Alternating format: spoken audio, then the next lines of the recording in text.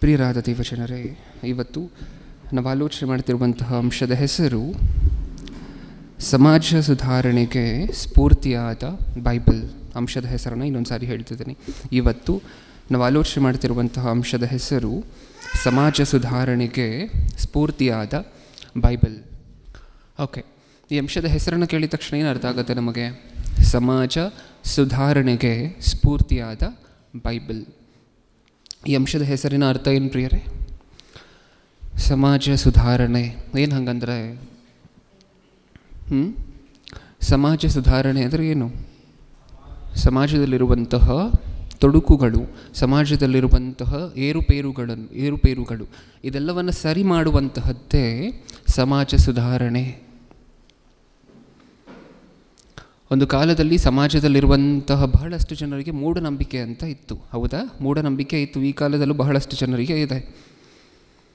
ಒಳ್ಳೆಯದಾಗತ್ತೆ, ಕುಟುಂಬಕ್ಕೆ ಒಳ್ಳೆಯದಾಗತ್ತೆ, ವಂಶಕ್ಕೆ ಒಳ್ಳೆಯದಾಗತ್ತೆ ಅಂತ ಹೇಳಿ ತಮ್ಮ ಮಕ್ಕಳನ್ನು ತಮ್ಮ ಕೈಯಾರೇ ಬಲಿ ಕೊಟ್ಟಿರುವಂಥವ್ರು ತುಂಬ ಜನ ಇದ್ದಾರೆ. ನೋಡಿದ್ದೀವ ನಮ್ಮ ನ್ಯೂಸಲ್ಲಿ. ತಮ್ಮ ಮಕ್ಕಳನ್ನು ತಮ್ಮ ಕೈಯಾರೆ ಏನೋ ಆಗತ್ತೆ, ಒಳ್ಳೆಯದಾಗತ್ತೆ, ವಂಶಕ್ಕೆ ಒಳ್ಳೆಯದಾಗತ್ತೆ, ಕುಟುಂಬಕ್ಕೆ ಒಳ್ಳೆಯದಾಗತ್ತೆ ಅನ್ನುವಂಥ ಉದ್ದೇಶದಿಂದ ತಮ್ಮ ಮಕ್ಕಳನ್ನು ತಾವೇ ನರಬಲಿ ಕೊಟ್ಟಿರುವಂತಹದನ್ನು ಕೇಳಿದ್ದೀವ? ಇದನ್ನೇ ಹೇಳುವಂತಹದ್ದು. ಈ ತೊಡಕುಗಳು, ಈ ಏರುಪೇರುಗಳು ಇದನ್ನೆಲ್ಲ ತೆಗೆದುಹಾಕುವಂತಹದನ್ನು ಏನಂತ ಕರಿತೀವಿ? ಸಮಾಜದಲ್ಲಿರುವಂತಹ ಏರುಪೇರುಗಳನ್ನು ತೆಗೆದುಹಾಕುವಂತಹದನ್ನು ಏನಂತ ಕರಿತೀವಿ? ಸಮಾಜ ಸುಧಾರಣೆ. ಈ ಸಮಾಜ ಸುಧಾರಣೆಗೆ ಯಾವುದು ಸ್ಫೂರ್ತಿ ಆಯಿತಂತೆ? ಸತ್ಯವೇದನ? ಅದೇನೂ ಗೊತ್ತಿಲ್ಲ ಪ್ರಿಯರೇ. ಪ್ರಸ್ತುತ ಪ್ರಪಂಚವನ್ನು ನೀವು ಒಂದು ಸಾರಿ ನೋಡಿದ್ರೆ ಸತ್ಯವೇದವನ್ನು ಉಗುಳುವಂಥವ್ರು ಸ್ವಲ್ಪ ಜನ. ನೋಡಿದ್ದೀವಲ್ವ ನಾವು ನ್ಯೂಸ್ಗಳಲ್ಲಿ. ಸತ್ಯವೇದವನ್ನು ಉಗುಳುವಂಥವ್ರು ಸ್ವಲ್ಪ ಜನ, ಸತ್ಯವೇದವನ್ನು ಕಾಲು ಕೆಳಗಡೆ ಹಾಕಿ ತುಳಿಯುವಂಥವ್ರು ಇನ್ನೊಂದು ಸ್ವಲ್ಪ ಜನ, ಸತ್ಯವೇದವನ್ನು ಗಾಲಿಂದ ಒದೆಯುವಂಥವ್ರು ಇನ್ನೊಂದು ಸ್ವಲ್ಪ ಜನ. ಹೌದಾ? ಏನು ಮೋಸ ಮಾಡಿತ್ತು ಸತ್ಯವೇದ ನಮಗೆ ಸತ್ಯವೇದ ಏನು ಮೋಸ ಮಾಡಿತ್ತು? ಏನು ಅನ್ಯಾಯ ಮಾಡಿತ್ತು? ಅದು ಸತ್ಯವೇದಕ್ಕೆ ಒಂದು ಮತ ಪುಸ್ತಕ, ಇದು ವಿದೇಶಿ ಪುಸ್ತಕ ಅಂತ ಹೇಳಿ ಮುದ್ರೆಯನ್ನು ಹಾಕಿ ಇದು ಬರೀ ಅವ್ರು ಮಾತ್ರ ಓದಬೇಕು. ನಿಜನಾ? ಹಾಗಿದ್ರೆ ಸತ್ಯವೇದವನ್ನು ಎಲ್ಲರಿಗೂ ಬೇಕಾಗಿರುವಂತಹ ಗ್ರಂಥ ಅಂತ ಹೇಳಿ ನಾವು ಯಾವತ್ತೂ ಸ್ವೀಕಾರನೇ ಮಾಡಿಲ್ಲ ಬಹಳಷ್ಟು ಜನ. ಸತ್ಯವೇದ ಮತ ಪುಸ್ತಕ, ಒಂದು ಮತಕ್ಕೆ ಸೇರಿದಂಥವರು ಮಾತ್ರ ಇದನ್ನು ಓದಬೇಕು. ಸತ್ಯವೇದ ವಿದೇಶಿ ಪುಸ್ತಕ, ಭಾರತ ದೇಶದಲ್ಲಿ ಇದನ್ನು ಓದೋ ಹಂಗಿಲ್ಲ. ನಾನಾಗಲೇ ಹೇಳಿದ್ನಲ್ವ, ಈ ರೀತಿ ಮುದ್ರೆ ಹಾಕುವಂತಹದರ ಜೊತೆಯಲ್ಲಿ ಸತ್ಯವೇದವನ್ನು ಉಗುಳುವಂಥವ್ರು, ಒದೆಯುವಂಥವ್ರೆಲ್ಲ ಇದ್ದಾರೆ. ಏನು ಅನ್ಯಾಯ ಮಾಡಿತು ಇಷ್ಟಕ್ಕೂ ಸತ್ಯವೇದ ನಮಗೆ ಪ್ರಿಯರೇ? ಸತ್ಯವೇದ ನಮಗೆ ಏನು ಅನ್ಯಾಯ ಮಾಡಿದೆ? ಏನಾದರೂ ಮೋಸ ಮಾಡಿದ್ಯಾ? ಹೋಗಲಿ, ಸತ್ಯವೇದದಲ್ಲಿ ವರ್ಣ ಪದ್ಧತಿಗಳು ಇದ್ದು ಮೇಲ್ಕುಲದವರು, ಕೆಳಗಡೆ ಕುಲದವರು, ಕೆಳಗಡೆ ಕುಲದವರು ಯಾವಾಗಲೂ ಸಹ ಮೇಲ್ಕುಲದವರಿಗೆ ಅಧೀನರಾಗಿರಬೇಕು, ಗುಲಾಮರಾಗಿರಬೇಕು, ಈ ಥರ ಏನಾದರೂ ಬರ್ಸಿದ್ದಾರೆ ಸತ್ಯವೇದದಲ್ಲಿ? ಇಲ್ಲ. ಇನ್ನು ಸತ್ಯವೇದ ನಮಗೆ ಮಾಡಿರುವಂತಹ ಅನ್ಯಾಯ ಏನು? ಹೌದಲ್ವಾ? ಅದನ್ನೇ ಇವತ್ತು ಆಲೋಚನೆ ಮಾಡ್ತಿದ್ದೇವೆ. ಸತ್ಯವೇದ ಈ ಸಮಾಜಕ್ಕೆ ಕೊಟ್ಟಿರುವಂತಹ ಅತಿ ದೊಡ್ಡ ಕೊಡುಗೆ ಅಂತ ಹೇಳಿದರೆ ಇವತ್ತು ನಾವು ಸಂದೇಶದಲ್ಲಿ ಆಲೋಚನೆ ಮಾಡ್ತಿರುವಂತಹದ್ದು. ಪ್ರಾರಂಭದಲ್ಲಿ ದೇವರು ಇಸ್ರಾಯೇಲಿಯರು ಅನ್ನುವಂತಹ ಒಂದು ಸಮೂಹವನ್ನು ಆರಿಸ್ಕೊಂಡು, ಈ ಇಸ್ರಾಯೇಲಿಯರು ಅನ್ನುವಂತಹ ಈ ಸಮೂಹಕ್ಕೆ ಫಸ್ಟ್ ಕಲ್ಚರನ್ನು ತೊಗೊಂಡು ಬರ್ತೀನಿ. ಏನು ತೊಗೊಂಡು ಬರ್ತೀನಿ? ಕಲ್ಚರನ್ನು ಹೇಳ್ಕೊಡ್ತೀನಿ. ಕಲ್ಚರ್ ಅಂದರೆ ಏನು? ಪದ್ಧತಿಯನ್ನು ಹೇಳ್ಕೊಡ್ತೀನಿ. ಇಡೀ ಪ್ರಪಂಚಕ್ಕೆ ಒಂದೇ ಸಾರಿ ಪದ್ಧತಿಯನ್ನು ಕಲಿಸುವಂತಹದ್ದು ಅಂತ ಹೇಳಿದ್ರೆ ಅದು ಸ್ವಲ್ಪ ಕಷ್ಟವಾಗಿರುವಂಥ ಕೆಲಸ. ಅದಕ್ಕೆ ಫಸ್ಟ್ ಪದ್ಧತಿಯನ್ನು ಯಾರಿಗೆ ಹೇಳ್ಕೊಡ್ಬೇಕು? ಸಂಸ್ಕಾರವನ್ನು ಯಾರಿಗೆ ಹೇಳ್ಕೊಡ್ಬೇಕು? ಇಸ್ರಾಯೇಲಿಯರಿಗೆ. ಇವರು ಕಲಿತ ನಂತರ ಹೋಗಿ ಇಡೀ ಪ್ರಪಂಚಕ್ಕೆ ಇವರು ಸಾರ್ಕೊಂಡು ಬರ್ತಾರೆ. ಇಡೀ ಪ್ರಪಂಚವನ್ನು ಇವ್ರು ಹೋಗಿ ಮಾರ್ಪಡಿಸ್ತಾರೆ ಅನ್ನುವಂಥ ಉದ್ದೇಶದಿಂದ ಇಸ್ರಾಯೇಲಿಯರನ್ನು ಆರಿಸ್ಕೊಂಡು ಫಸ್ಟಿಂದ ಹಿಡಿದು ಒಬ್ಬ ಮನುಷ್ಯನಿಗೆ ಬೇಸಿಕ್ಕಾಗಿ ಬೇಕಾಗಿರುವಂಥ ಸಂಸ್ಕಾರದಿಂದ ಹಿಡಿದು ಕಲಿಸ್ಕೊಂಡು ಮುಂದೆ ಹೋಗ್ತಾ ಇರ್ತಾರೆ ಇಸ್ರಾಯೇಲಿಯರಿಗೆ. ಹೌದಾ? ಇಸ್ರಾಯೇಲಿಯರಿಗೆ ದೇವರು ಕೊಟ್ಟಂಥ 10 ಆಜ್ಞೆಗಳನ್ನು ಒಂದು ಸಾರಿ ನೋಡಿ ಪ್ರಿಯರೇ. ಏಕೆಂದರೆ ಸತ್ಯವೇದ ತುಂಬ ಜನ ಮಾತಾಡ್ತಿರ್ತಾರೆ ಏನಂತೆ, ಸತ್ಯವೇದ ಬರೀ ಪರಲೋಕಕ್ಕೆ ಬರಲಿಕ್ಕೆ ಏನು ಮಾಡಬೇಕು ಇದನ್ನು ಮಾತ್ರ ಹೇಳುತ್ತೆ, ಆತ್ಮಕ್ಕೆ ಸಂಬಂಧಪಟ್ಟ ಜೀವನದ ಬಗ್ಗೆ ಮಾತಾಡುತ್ತೆ. ಇಷ್ಟು ಮಾತ್ರ ಹೇಳಿಲ್ಲ ಸತ್ಯವೇದದಲ್ಲಿ ದೇವರು. ಮನುಷ್ಯರು ದೇವರ ಹತ್ರ ಹೇಗೆ ನಡ್ಕೋಬೇಕು ಅನ್ನುವಂತಹದನ್ನು ಮಾತ್ರ ಹೇಳಿಲ್ಲ ಸತ್ಯವೇದದಲ್ಲಿ. ಏನನ್ನೂ ಹೇಳಿದ್ದಾರೆ. ಮನುಷ್ಯರು ಪಕ್ಕದಲ್ಲಿರುವಂತಹ ಸಹೋದರನ ಜೊತೆ, ಮನುಷ್ಯರು ತಾವಿರುವಂತಹ ಸಮಾಜದಲ್ಲಿ ಹೇಗೆ ನಡ್ಕೋಬೇಕು ಹೇಳಿದ್ದಾರೆ. 10 ಆಜ್ಞೆಗಳಲ್ಲಿ ಬರೀ ಮೊದಲು 4 ಆಜ್ಞೆಗಳು ಮಾತ್ರ ಅಲ್ವಾ ಮನುಷ್ಯರಿಗೂ ದೇವರಿಗೂ ಸಂಬಂಧಪಟ್ಟಿರುವಂತಹದ್ದು? ಹೌದಾ ಇಲ್ವಾ? ಮೊಟ್ಟ ಮೊದಲನೇ ಆಜ್ಞೆ ಏನು? ನಾನಲ್ಲದೆ ನಿಮಗೆ ಬೇರೆ ದೇವರುಗಳಿರಬಾರದು. ಎರಡನೇ ಆಜ್ಞೆ ಏನು? ಯಾವ ಮೂರ್ತಿಯನ್ನು ನೀವು ಮಾಡಿಕೊಳ್ಳಬಾರದು. ಮೂರನೇ ಆಜ್ಞೆ ಏನು? ಅಯೋಗ್ಯ ಕಾರ್ಯಕ್ಕಾಗಿ ನನ್ನ ಹೆಸರನ್ನು ಎತ್ತಬಾರದು. ನಾಲ್ಕನೇ ಆಜ್ಞೆ ಸಬ್ಬತ್ ದಿನ. ಈ 4 ಆಜ್ಞೆಗಳು ಮಾತ್ರ ದೇವರ ಹತ್ರ ಮನುಷ್ಯರು ಹೇಗೆ ನಡ್ಕೋಬೇಕು ಅಂತ ಹೇಳಿರುವಂತಹದ್ದು. ಉಳಿದ 6 ಆಜ್ಞೆಗಳೇನೇನಿದೆ? ನರಹತ್ಯೆ ಮಾಡಬಾರದು, ವ್ಯಭಿಚರಿಸಬಾರದು, ಕದಿಯಬಾರದು, ಆಮೇಲೆ ಸುಳ್ಳು ಸಾಕ್ಷಿ ಹೇಳಬಾರ್ದು, ಇನ್ನೊಬ್ಬರ ಸೊತ್ತಿಗೆ ಆಶಿಸಬಾರ್ದು, ತಂದೆ ತಾಯಿಯನ್ನು ಸನ್ಮಾನಿಸಬೇಕು. ಈ 6 ಆಜ್ಞೆಗಳನ್ನು ನೋಡಿದಾಗ ನಮಗೇನು ಅರ್ಥ ಆಗುತ್ತೆ? ಸಮಾಜಕ್ಕೆ ಬೇಕಾಗಿರುವಂತಹದ್ದೇನ ಇದೆಲ್ಲ? ಒಂದು ವೇಳೆ ದೇವರು ಹೇಳ್ಕೊಟ್ಟಿಲ್ಲ ಅಂತ ಅಂದ್ಕೊಳ್ಳಿ, ಕದಿಯುವಂತಹದ್ದು ತಪ್ಪು ಅಂತ ದೇವರು ಹೇಳ್ಕೊಟ್ಟಿಲ್ಲ ಅಂತ ಅಂದ್ಕೊಳ್ಳಿ, ನರಹತ್ಯೆ ಮಾಡುವಂತಹದ್ದು ತಪ್ಪು ಅಂತ ದೇವರು ಹೇಳ್ಕೊಟ್ಟಿಲ್ಲ ಅಂತ ಅಂದ್ಕೊಳ್ಳಿ, ನಮ್ಮ ಪರಿಸ್ಥಿತಿ ಹೇಗಿರ್ತಿತ್ತು ಪ್ರಿಯರೇ? ಈಗ ಮನುಷ್ಯರ ಪರಿಸ್ಥಿತಿ ಹೇಗಿರ್ತಿತ್ತು? ಪ್ರಪಂಚದಲ್ಲಿ ನೀವು ನೋಡ್ತಿದ್ದೀರಲ್ವ, IPC ಸೆಕ್ಷನ್, ಆ ಸೆಕ್ಷನ್, ಈ ಸೆಕ್ಷನ್, ಕೊಲೆ ಮಾಡಿದ್ರೆ ಈ ಸೆಕ್ಷನ್ ಮೇಲೆ ಶಿಕ್ಷೆ ಆಗುತ್ತೆ. ಈ ಸೆಕ್ಷನ್ಗಳೆಲ್ಲ ನಾವು ಹೊರಗಡೆ ಇರುವಂತಹ ದೇಶಗಳಿಂದ ತೊಗೊಂಡಿರುವಂತಹದ್ದು. ಅವ್ರು ಎಲ್ಲಿಂದ ತೊಗೊಂಡು ಬಂದರು ಇದನ್ನು ಅಂತ ಹೇಳಿ ಕೇಳಿದ್ರೆ ಎಲ್ಲಿಂದ ತೊಗೊಂಡು ಬಂದರಂತೆ? ಸತ್ಯವೇದದಿಂದ, ಆ ಧರ್ಮಶಾಸ್ತ್ರದಿಂದ. ದೇವರು ತನ್ನ ಮನೆಯನ್ನು ಸರಿ ಮಾಡ್ಕೋಬೇಕು ಅನ್ನುವಂತಹ ಉದ್ದೇಶದಿಂದ ಅವರಿಗೊಂದಷ್ಟು ಆಜ್ಞೆಗಳು ಕೊಟ್ಟರಲ್ವ, ಆ ಆಜ್ಞೆಗಳಿಂದ ತೊಗೊಂಡಿರುವಂತಹದ್ದೇ ನಾವು ಪ್ರಸ್ತುತ ಪಾಲಿಸ್ತಿರುವಂತಹ ಕಾನೂನುಗಳು, ವಿಧಿಗಳು, ವಿಧಾನಗಳು. ಹೌದಾ? ಒಂದು ವೇಳೆ ಸತ್ಯವೇದವನ್ನು ದೇವರು ಕೊಟ್ಟಿಲ್ಲ ಅಂತ ಅಂದ್ಕೊಳ್ಳಿ, ಮನುಷ್ಯರಿಗೆ ಏನು ಗೊತ್ತಿರ್ತಾ ಇತ್ತು? ಕೊಲೆ ಮಾಡುವಂತಹ ತಪ್ಪು ಅಂತ ಹೆಂಗೆ ಗೊತ್ತಿರಬೇಕಿತ್ತು ನಮಗೆ? ಸಿಕ್ಕಿದವ್ರಿಗೆಲ್ಲ ಚುಚ್ಚುವಂತಹದ್ದು, ಸಿಕ್ಕಿದವ್ರಿಗೆಲ್ಲ ಕತ್ತು ಕುಯ್ಯುವಂತಹದ್ದು, ಇದೇ ಅಲ್ವಾ ನಡೀತಾ ಇರುವಂತಹದ್ದು ಸಮಾಜದಲ್ಲಿ. ಒಂದು ವೇಳೆ ದೇವರು ಸತ್ಯವೇದ ಕೊಡದೆ ಹೋಗಿದ್ದರೆ ಇದೇ ಅಲ್ವಾ ನಡೀತಾ ಇದ್ದಂತಹದ್ದು? ಹೆಂಗೆ ಗೊತ್ತಾಗಿರ್ತಿತ್ತು ನಮಗೆ? ವ್ಯಭಿಚಾರಿಸುವಂತಹದ್ದು ತಪ್ಪು, ನರಹತ್ಯೆ ಮಾಡುವಂತಹದ್ದು ತಪ್ಪು, ಕದಿಯುವಂತಹದ್ದು ತಪ್ಪು, ತಂದೆ ತಾಯಿಯರನ್ನು ಸನ್ಮಾನಿಸದೇ ಇರುವಂತಹದ್ದು ತಪ್ಪು, ಅವ್ರನ್ನ ಹೊಡೆಯುವಂತಹದ್ದು ತಪ್ಪು, ಇದೆಲ್ಲ ಹೆಂಗೆ ಗೊತ್ತಾಗಿರಬೇಕಿತ್ತು ನಮಗೆ? ಹೌದಾ? ಅಣ್ಣ ತಂಗಿಯನ್ನು ಮದುವೆ ಆಗುವಂತಹದ್ದು ತಪ್ಪು, ಇದೆಲ್ಲ ಸತ್ಯವೇದದಲ್ಲಿ ಬರ್ಸಿದಾರ ಸ್ಪಷ್ಟವಾಗಿ. ನಮಗೆ ಹೆಂಗೆ ಗೊತ್ತಾಗಿರಬೇಕಿತ್ತು ಪ್ರಿಯರೇ? ಇದೆಲ್ಲ ಇದೇ ಅಲ್ವಾ ಸಂಸ್ಕಾರ ಅಂದರೆ? ಇದೇ ಅಲ್ವಾ ಕಲ್ಚರ್ ಅಂತ ಹೇಳಿದ್ರೆ? ಇದೇ ಅಲ್ವಾ ನಾವೀಗ ಆಲೋಚನೆ ಮಾಡ್ತಿರುವಂತಹದ್ದು? ಎಲ್ಲಿಂದ ಹಿಡಿದು ಬೇಸಿಕ್ಕಾಗಿ, ಪ್ರಾಥಮಿಕವಾಗಿ ಎಲ್ಲಿಂದ ಹಿಡಿದು ಕಲಿಸ್ಕೊಂಡು ಬರ್ತಾರೆ ಗೊತ್ತಾ ದೇವರು? ಏಕೆಂದರೆ ಇಸ್ರಾಯೇಲಿಯರು ಹೇಗೆ ಮಾರ್ಪಟ್ಟಿದ್ರು ಅಂತ ಹೇಳಿದ್ರೆ, ಐಗುಪ್ತ್ಯ ದೇಶದಲ್ಲಿ ಒಂದಷ್ಟು ವರ್ಷ ಇದ್ದ ನಂತರ ಪೂರ್ತಿಯಾಗಿ ಹಾಳಾಗಿ ಹೊರಟೋಗಿದ್ದಾರೆ. ಈಗ ಪೂರ್ತಿಯಾಗಿರುವಂಥವ್ರನ್ನ, ಹಾಳಾಗಿ ಹೋಗಿರುವಂಥವರನ್ನು ಕರ್ಕೊಂಡು ಬಂದು ಚಿಕ್ಕ ಮಗುವಿನಂತೆ ಕೂರಿಸ್ಕೊಂಡು ಚಿಕ್ಕ ಚಿಕ್ಕ ಆಜ್ಞೆಗಳಿಂದ ಹಿಡಿದು ಇದು ಹಿಂಗೆ, ದೊಡ್ಡವ್ರು ಬಂದರೆ ಫಸ್ಟು ನೀನು ಎದ್ದು ನಿಂತ್ಕೋಬೇಕು, ಇದನ್ನು ಇಲ್ಲಿಂದ ಕಲಿಸ್ಕೊಂಡು ಬಂದಿದ್ದಾರೆ ದೇವರು ಇಸ್ರಾಯೇಲಿಯರಿಗೆ. ಒಂದು ಸಾರಿ ನೋಡೋಣ ಸತ್ಯವೇದದಲ್ಲಿ. ಯಾಜಕಕಾಂಡ 19ನೇ ಅಧ್ಯಾಯ 32ನೇ ವಚನ. ತಲೆನೆರೆತ ವೃದ್ಧರ ಮುಂದೆ ಎದ್ದು ನಿಂತು ಅವರನ್ನು ಸನ್ಮಾನಿಸಬೇಕು, ನಿಮ್ಮ ದೇವರಲ್ಲಿ ಭಯಭಕ್ತಿ ಉಳ್ಳವರಾಗಿರಬೇಕು, ನಾನು ಯೆಹೋವನು. ಏನು ಹೇಳ್ಕೊಡ್ತಿದ್ದಾರೆ? ಎಲ್ಲಿಂದ ಸ್ಟಾರ್ಟ್ ಮಾಡ್ತಿದ್ದಾರೆ?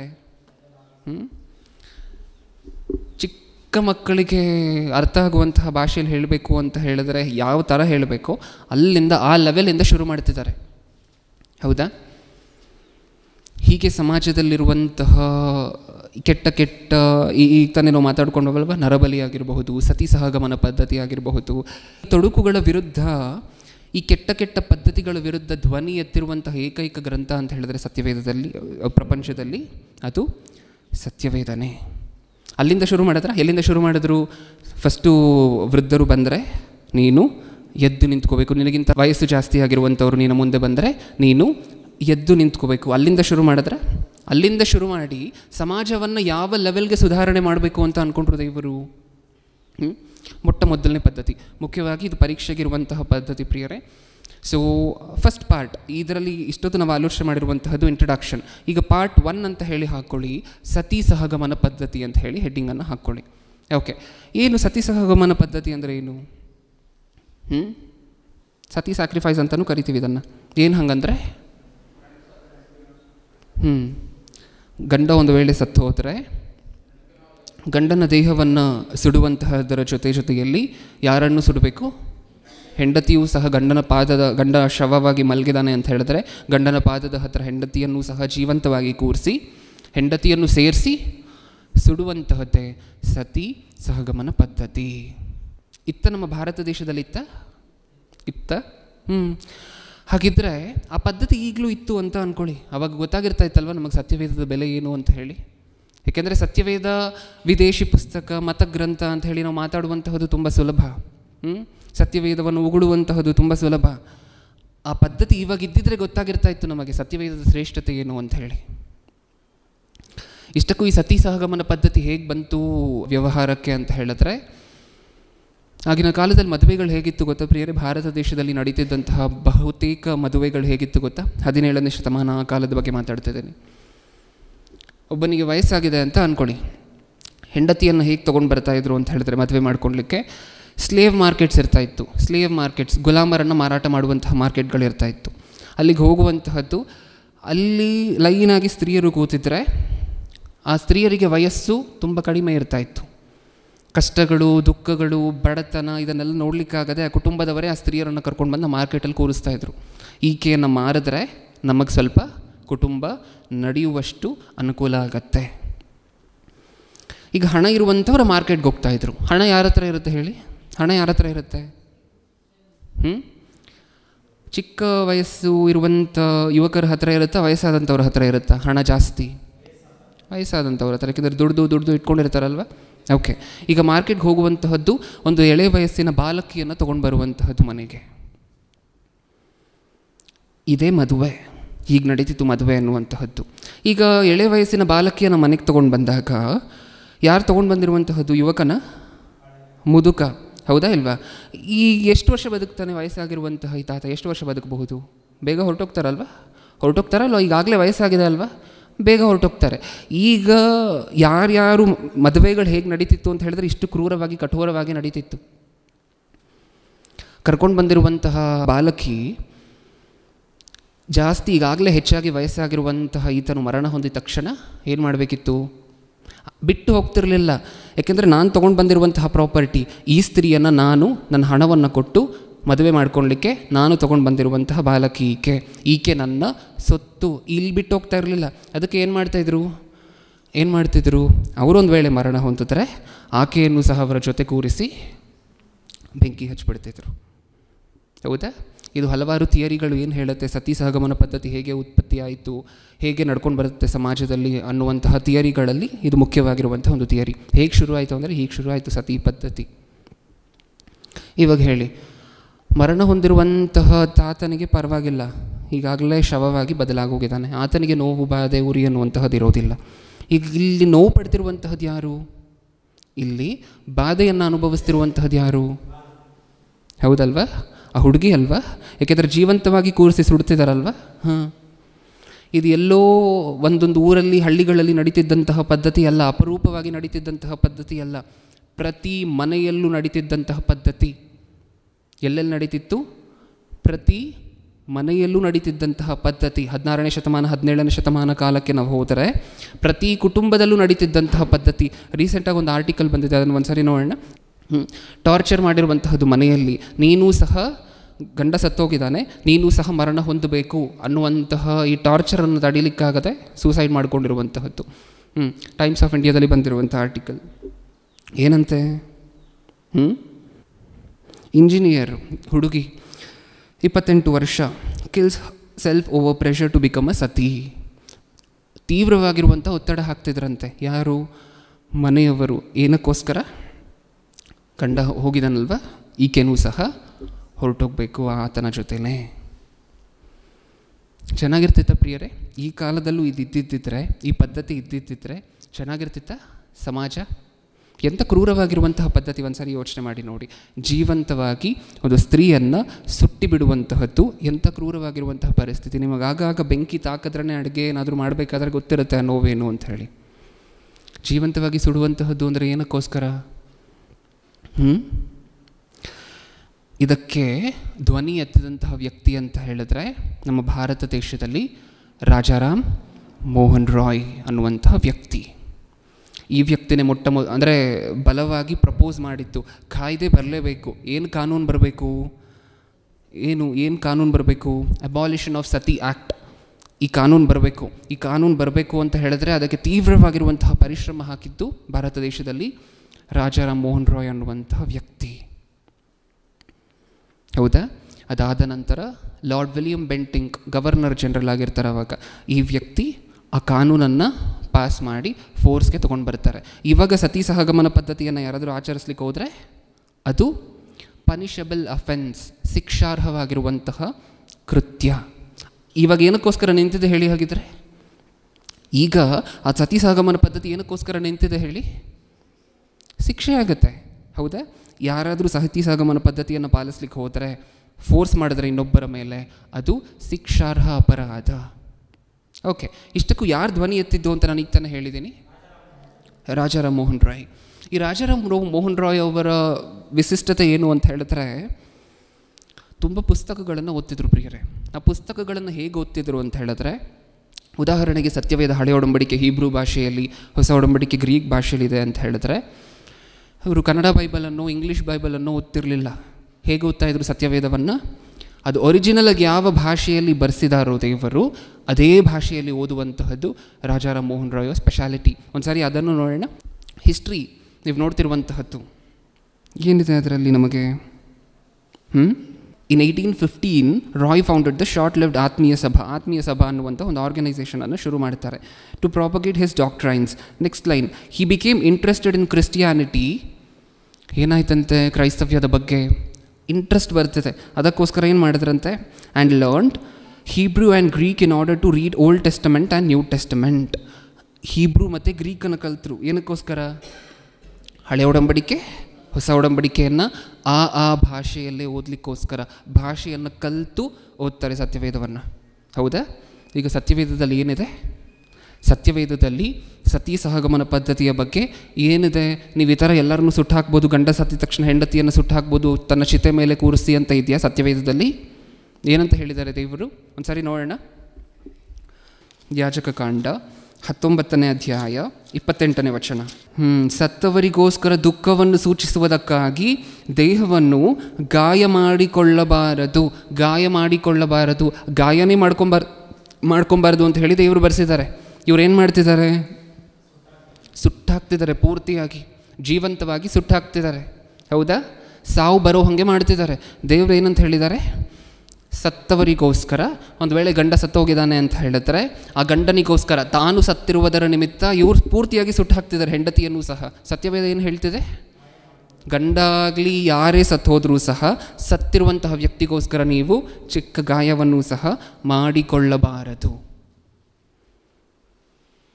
ಇದೆ ಅಲ್ವಾ? ತಂದೆ ಅಂದರೆ ಇದೆ ಅಲ್ವಾ? ಯಾಕೆಂದರೆ ಅವ್ರು ಸೃಷ್ಟಿ ಮಾಡಿರುವಂತಹದ್ದು, ಅವ್ರಿಗೆ ಗೊತ್ತು ಆ ಬಾಧೆ. ತಾಯಿ ಗರ್ಭದಲ್ಲಿ ಪುಟ್ಟದಾಗಿ ಕಾಲು, ಕೈ, ಈ ರೀತಿ ಬಾಯಿ, ಮೂಗು ಇದನ್ನೆಲ್ಲ ಸೃಷ್ಟಿ ಮಾಡಿ ಹೊರಗಡೆ ಕಳಿಸಿದ್ರೆ, ಆ ಚಿಕ್ಕ ಹುಡುಗಿಯನ್ನು ಇಷ್ಟ ಬಂತೆ ಚಿತೆ ಮೇಲೆ ಕೂರಿಸ್ಬಿಟ್ಟು ಬೆಂಕಿ ಅಂಟಿಸ್ಬಿಡುವಂತಹದ್ದು ಯಾವ ನ್ಯಾಯ? ನಿಮ್ಮ ಮಕ್ಕಳಿಗೆ ಆದರೆ ನೀವು ಸುಮ್ಮನೆ ಇರೋದಿಲ್ಲ ಅಲ್ವಾ? ಈ ಪರಿಸ್ಥಿತಿ ನಿಮ್ಮ ಮಕ್ಕಳಿಗೆ ಅಟ್ಲೀಸ್ಟ್ ಊಹೆನೂ ಮಾಡ್ಕೊಳ್ಲಿಕ್ಕಾಗಲ್ಲ ಅಲ್ವಾ ನಮ್ಮ ಕೈಯಲ್ಲಿ? ದೇವರಿಗೂ ಸಹ ತಾನು ಸೃಷ್ಟಿ ಮಾಡಿರುವಂತಹದ್ದು, ತಾನು ದೇಹ ಕೊಟ್ಟಿರುವಂತಹದ್ದು, ಅನ್ಯಾಯವಾಗಿ ಒಂದು ಬಾಲಕಿಯನ್ನು ಚಿತೆ ಮೇಲೆ ಕೂರಿಸ್ಬಿಟ್ಟು ಬೆಂಕಿ ಹಚ್ತಿದ್ದಾರೆ ಅಂತ ಹೇಳಿದ್ರೆ, ಇದನ್ನು ನೋಡದಿರುವಂತಹ ತಂದೆಗೆ ಹೇಗಿರಬೇಕು? ಒಂದು ಸಾರಿ ನೋಡಿ ಯೋಚನೆ ಮಾಡಿ. ಹೌದಾ? ಕೊನೆಗೆ ಇದನ್ನು ಅಬಾಲಿಷ್ ಮಾಡಬೇಕು ಅಂತ ಹೇಳಿ ಆ್ಯಕ್ಟ್ ತಂದಿರುವಂತಹದ್ದು ಕ್ರೈಸ್ತನೇ. ಏನು ಹೇಳಿದೆ? ಗವರ್ನರ್ ಜನರಲ್ನ ಹೆಸರನ್ನು ಲಾರ್ಡ್ ವಿಲಿಯಂ ಬೆಂಟಿಂಗ್. ಕ್ರೈಸ್ತನು.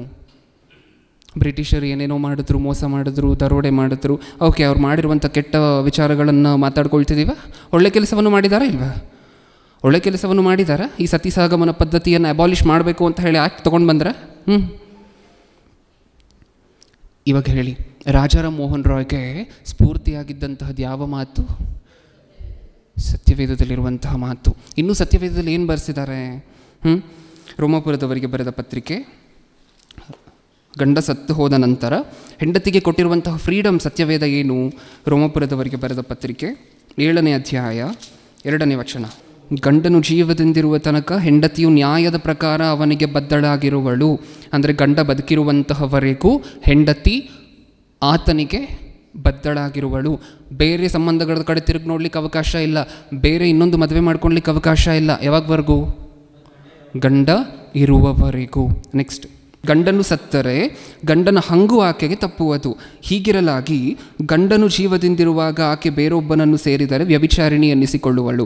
ಆದರೆ ಗಂಡನು ಸತ್ತ ಮೇಲೆ ಅವನ ಹಂಗು ತಪ್ಪಿದ್ದರಿಂದ ಆಕೆ ಮತ್ತೊಬ್ಬ ಗಂಡನನ್ನು ಮಾಡಿಕೊಂಡರೂ ವ್ಯಭಿಚಾರಿಣಿಯಲ್ಲ.